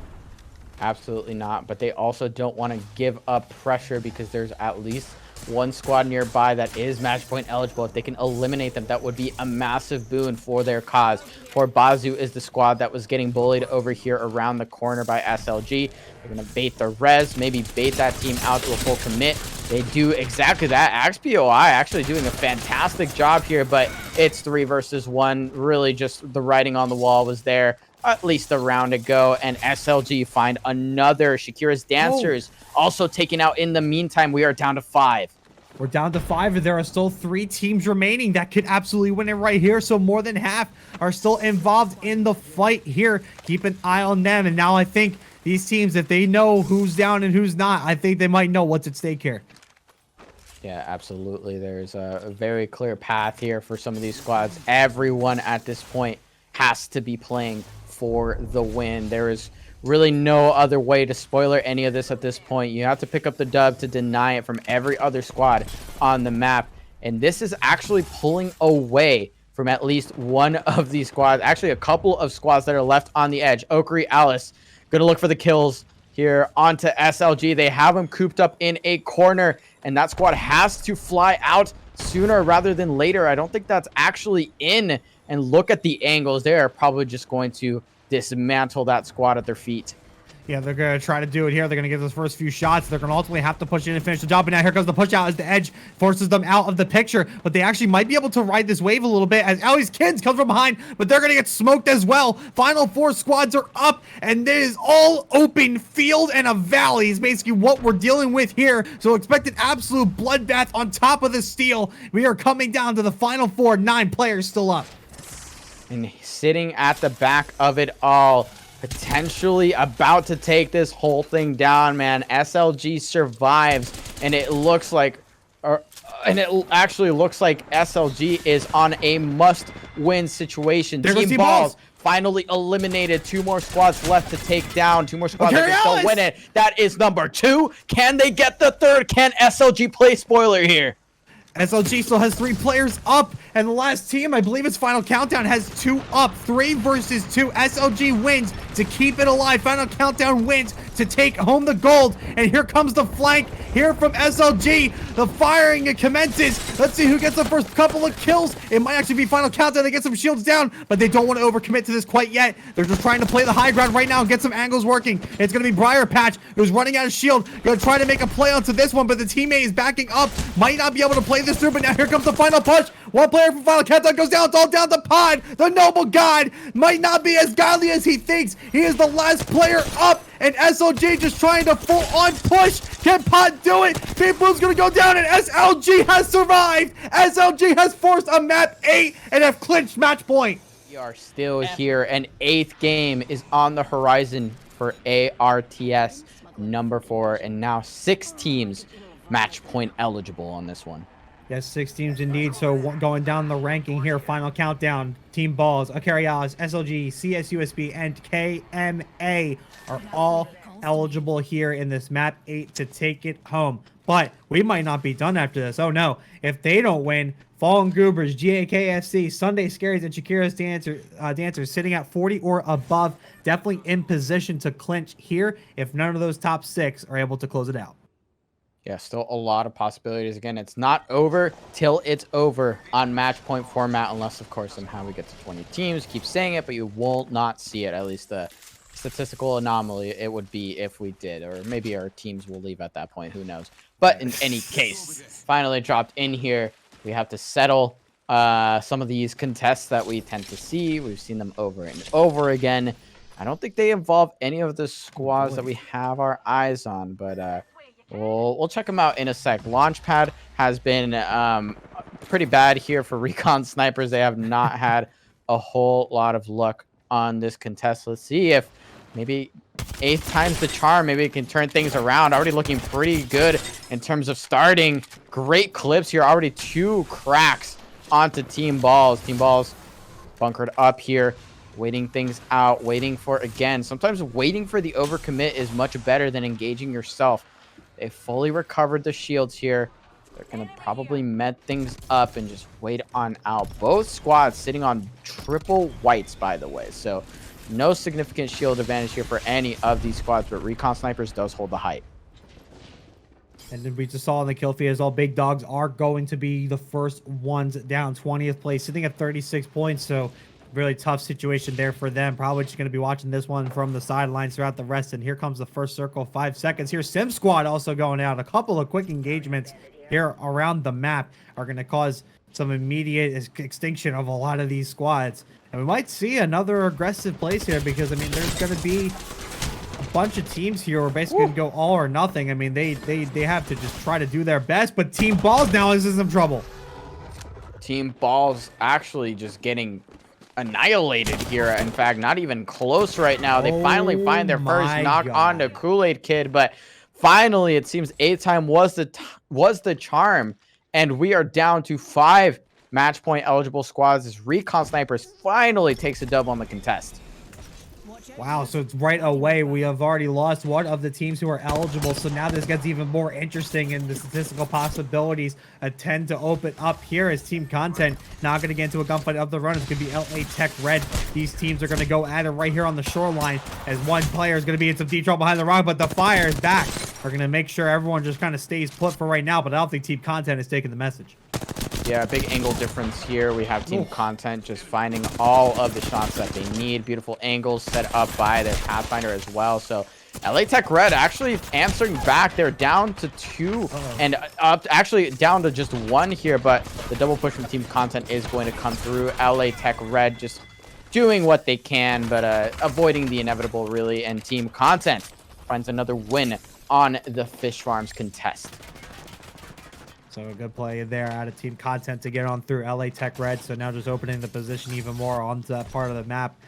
First circle still closing, 3 minutes in, and we're going to get things going real interesting here. Recon Sniper is going to make a move on here towards the circle. Everyone going to be hanging around that northeast southeast edge. You can kind of see a lot of teams kind of congregating on that side and kind of getting together. But there's also fights happening on the southeast, and it's Sunday Scaries now who are going to be in some trouble. And I think this was a contest that we've seen a couple of times, but for some reason it just got stretched out so far. Maybe another team finally flying in to try and take this down. This has been the story told time and time again. I'm going to assume that's GAKFC swinging up behind them, looking for those kills. They already got a knock onto the horizon of Sunday Scaries. And Sunday Scaries just doing their best to try and reset here, try and recover. Looking for the peak, actually finding some shots onto the toes of that person above them and actually finding the kill as well. That was the last member of GAKFC. They're going to fry those chicken tendies, and they will have to wait till World's Edge for another opportunity if we even get there. Yeah, if we even get there, but a lot of the teams right on the outside that might have had a chance to actually qualify and get over that match point are now gone. They're starting to lose their momentum here, so gonna help out a lot of teams who can qualify. Keep an eye on those mid to low tier teams that have not been able to get there quite yet. They're gonna be the ones who are gonna be the main spoilers of this whole mess here as they try to find some extra position here. But now poor Bazu about to pull off a pretty aggressive push. Yeah, and Port Bazu has had really mixed results here in this tournament so far. So I think they're just looking to find a couple last fights before the tournament is over. I mean, again, we never know, right? They're going to find the way onto this push. That Horizon ultimate is going to get beamed immediately. Port Bazu is going to pop down the Seer ultimate to try and get some information. But the only thing they're going to find is a knock onto one of their teammates. Fallen Goobers absolutely frying right now. They actually take a straight up 3v3 win with no members knocked. Fallen Goobers, what a way to kick off the game.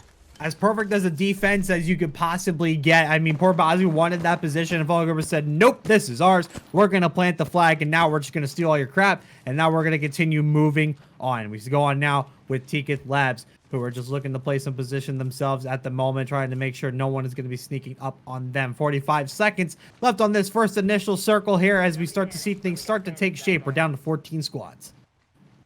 Tikith Labs looking for a little bit more success here, a little bit more success than what they found so far. I think we saw them be pretty resilient at the beginning of this final series, but they've slowly sort of fallen off. Shakira's dancers are also getting wiped off the map, and man, the aggression has just been tuned up to 11 for the last couple of matches, already down to 13 squads, and Ring 1 has not even done closing. So definitely an emptier map than I would have liked to see for these finals, but the amount of stamina it takes to continue to play this game at a high level, or even just a competitive level at all for this long, is definitely an absolute feat. So it's going to get harder and harder. I imagine the teams that are looking for a win are hungrier than ever to get it right now.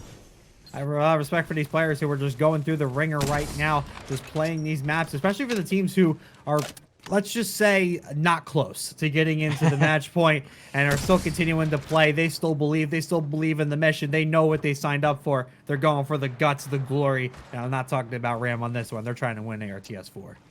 Oh, absolutely. So we still got Final Countdown. We got Okari Alice. We got SLG. We saw CSU SB also sitting in these buildings. Both of these teams taking up space near what is potentially the end zone here pretty dang early. We haven't seen much of KMA so far either. So another squad that's on the map, on the prowl for a win. And there we see all of those rotations to the west that are about to crash or potentially force some of those Valkyrie ultimates to start getting popped, to get on over those hills and find their way towards the waiting arms of both SLG and I believe that was CSU SB across the way. SLG, this is the team I really want to keep an eye on. The team that clutched up, the team that kept hope alive and map 7 and have clinched a match point spot for themselves, have every right to want to win. They have every right to take this all the way home after such a crazy play in map 7 to keep this tournament series alive. So they're going to be a heavy favorite here moving into this BC. A lot of teams just kind of really playing this position nice and slow. I think they're looking for more info than initial shots at the moment. They want to see what they have to work with here as we prepare for the second circle. And I don't know if this is a symptom of overlooting or what exactly is going on, but for 13 squads being alive, I'm shocked to see so few of them already in the general vicinity of this next ring. So maybe just a lot of aggression that's about to go down, a lot of fights that are going to break out. Yuki already breaking out a knock onto an opponent. And I actually like the position here from the other final team that we have, Final Impact, who's sitting right now at the bottom of the leaderboard. I think they've just been a little bit unlucky with the fights that they've taken. 3v3s against some of the stronger squads here have led them to an early grave more times than one. So just trying to get the brownie points here right at the end of the tournament and try to scrap for some position at the end on this leaderboard here. Final Impact just gonna stare down that team just in the window. Just gonna let them know. Just gonna be a nice little staring contest at the moment as we have 5 seconds left on this second circle here. So prepare for the closing as Ticket Labs is actually gonna get eliminated somewhere out there onto the map. So 12 squads remaining so far, and I think there's a couple other players that are getting into it as well around the outside. We'll have to keep an eye on a lot of these gunfights as everything starts to get chaotic here, and I think we have a couple of pushes happening. Yeah, and just too many teams looking for the same building for space. Team Content, look at that. Basically 100 flesh HP left across all 3 members, but they clutch it out. They are going to reap the benefits of all of this loot that has been dropped at their feet. That's at least 1 red shield on deck. Popping a Phoenix on a purple shield as well. And really not too many teams to contest them right now. So nice find there in terms of kills. They certainly need them here if they're going to have really any opportunity to maybe steal away this tournament yet. So that would have to be on World's Edge here in a Game 9, which I'm not entirely confident we're going to see, as almost half the field now is match point eligible. Of the 11 squads left, I believe 5 are still on deck to potentially win this game. Mello, as much as I agree with your analysis, I will also have to point... Okay, hold on. Yeah.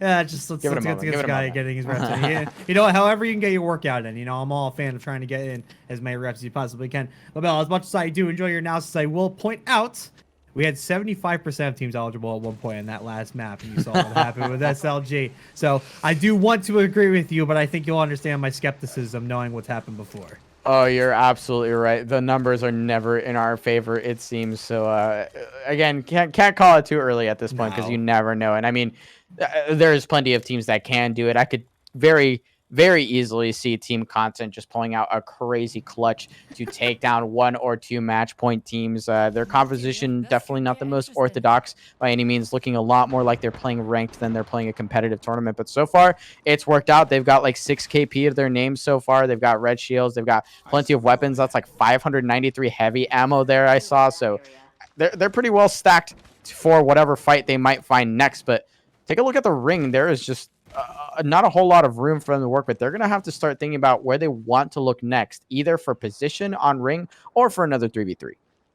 It looks like we have another nice open circle coming in here. So not going to be a lot of cover, but there is a lot of high ground that I think is going to be used. So you might start to see some teams fighting for that initially. And I think we're starting to see that now, as I think Recon Snipers is going to be getting involved in a shot. I do see KMA across the way. Keep an eye on them. They might sneak this one out. And Sunday Scary is maybe just predicting the fact that so many teams are going to be more willing to just take fights at this point in the tournament. They've actually swapped off of that old reliable caustic that I've seen them use on a couple of matches now. They're onto something a little bit more aggressive, some more fighting potential that they might need in those dire moments towards the end of the match if you're, you know, trying to take down 1, 2, or even 3 match point eligible teams, as we've already seen go down. So swaps here. The tech, the nerves, maybe a little bit of the match point format is starting to get to some of those teams. Okiri Alice, we haven't really looked at them this game. Another match point eligible team, but look how far they are from zone. Oh, they're going to get on out of here. They're going to pop that on. They're going to get on out. Little tricks in the air, but man, look where they're headed though. They're about to run into a lot of people, and they did spot one team here, and I think the shots are going to rain in. City once again getting knocked first. Can he stay alive? Yes, he can. Just barely got in there, and it's Final Countdown that's going to send them a nice warm greeting.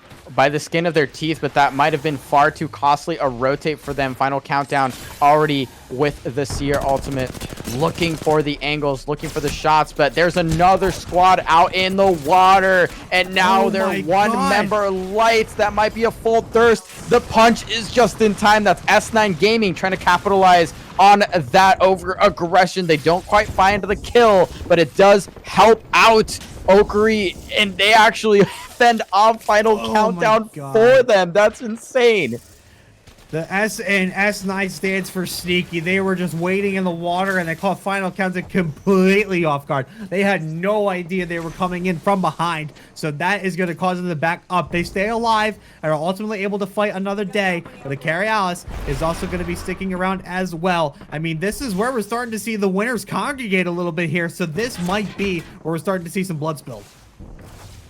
If I'm Recreational, man, and I win this game, I win this tournament off of that, you best believe slipping a couple 20s S9's way. That was a very critical bit of timing here. City, please. Once again, just eating a face full of damage. And I mean, what can you do, to be honest? When you're peeking, sometimes you're going to eat that damage. Oh, yeah. You're going to be punished a little bit for trying to find some damage of your own. And honestly, Recreational certainly needs it right now because they're still sitting on triple blues. Sunday Scaries eliminated, top 9, and we are down to ring number 4. Not a whole lot of time, and now well over half of the field is match point eligible still.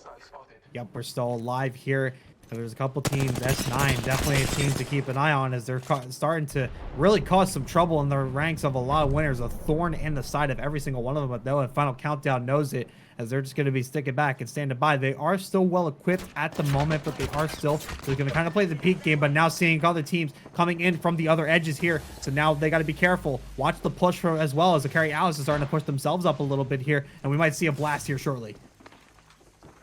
Yeah, I think it's going to force their hand a little bit, but there is not a lot of room in zone. Final Impact squad that we shouted out, we liked their position earlier, but now their position is looking a little bit worse for wear. They're going to have to either hit a really fantastic Valcult somewhere where they can play some cover and maybe pop down that Newcastle ultimate and hold on for dear life, but they're not exactly in the driver's seat for this next ring. And I wouldn't say there's really any team that's currently in the driver's seat. Even Final Impact looking, no, there goes Carry Alice. Carry Alice is eliminated on this side. And now some fights are starting to break out. S9 caught in the middle of it. Fallen Goobers also involved as well. They're going to try to fire some shots towards S9's direction. These two are going to duke it out. The other winning teams are realizing they might be in a little bit of trouble here, so they might need to just kind of wait this one out.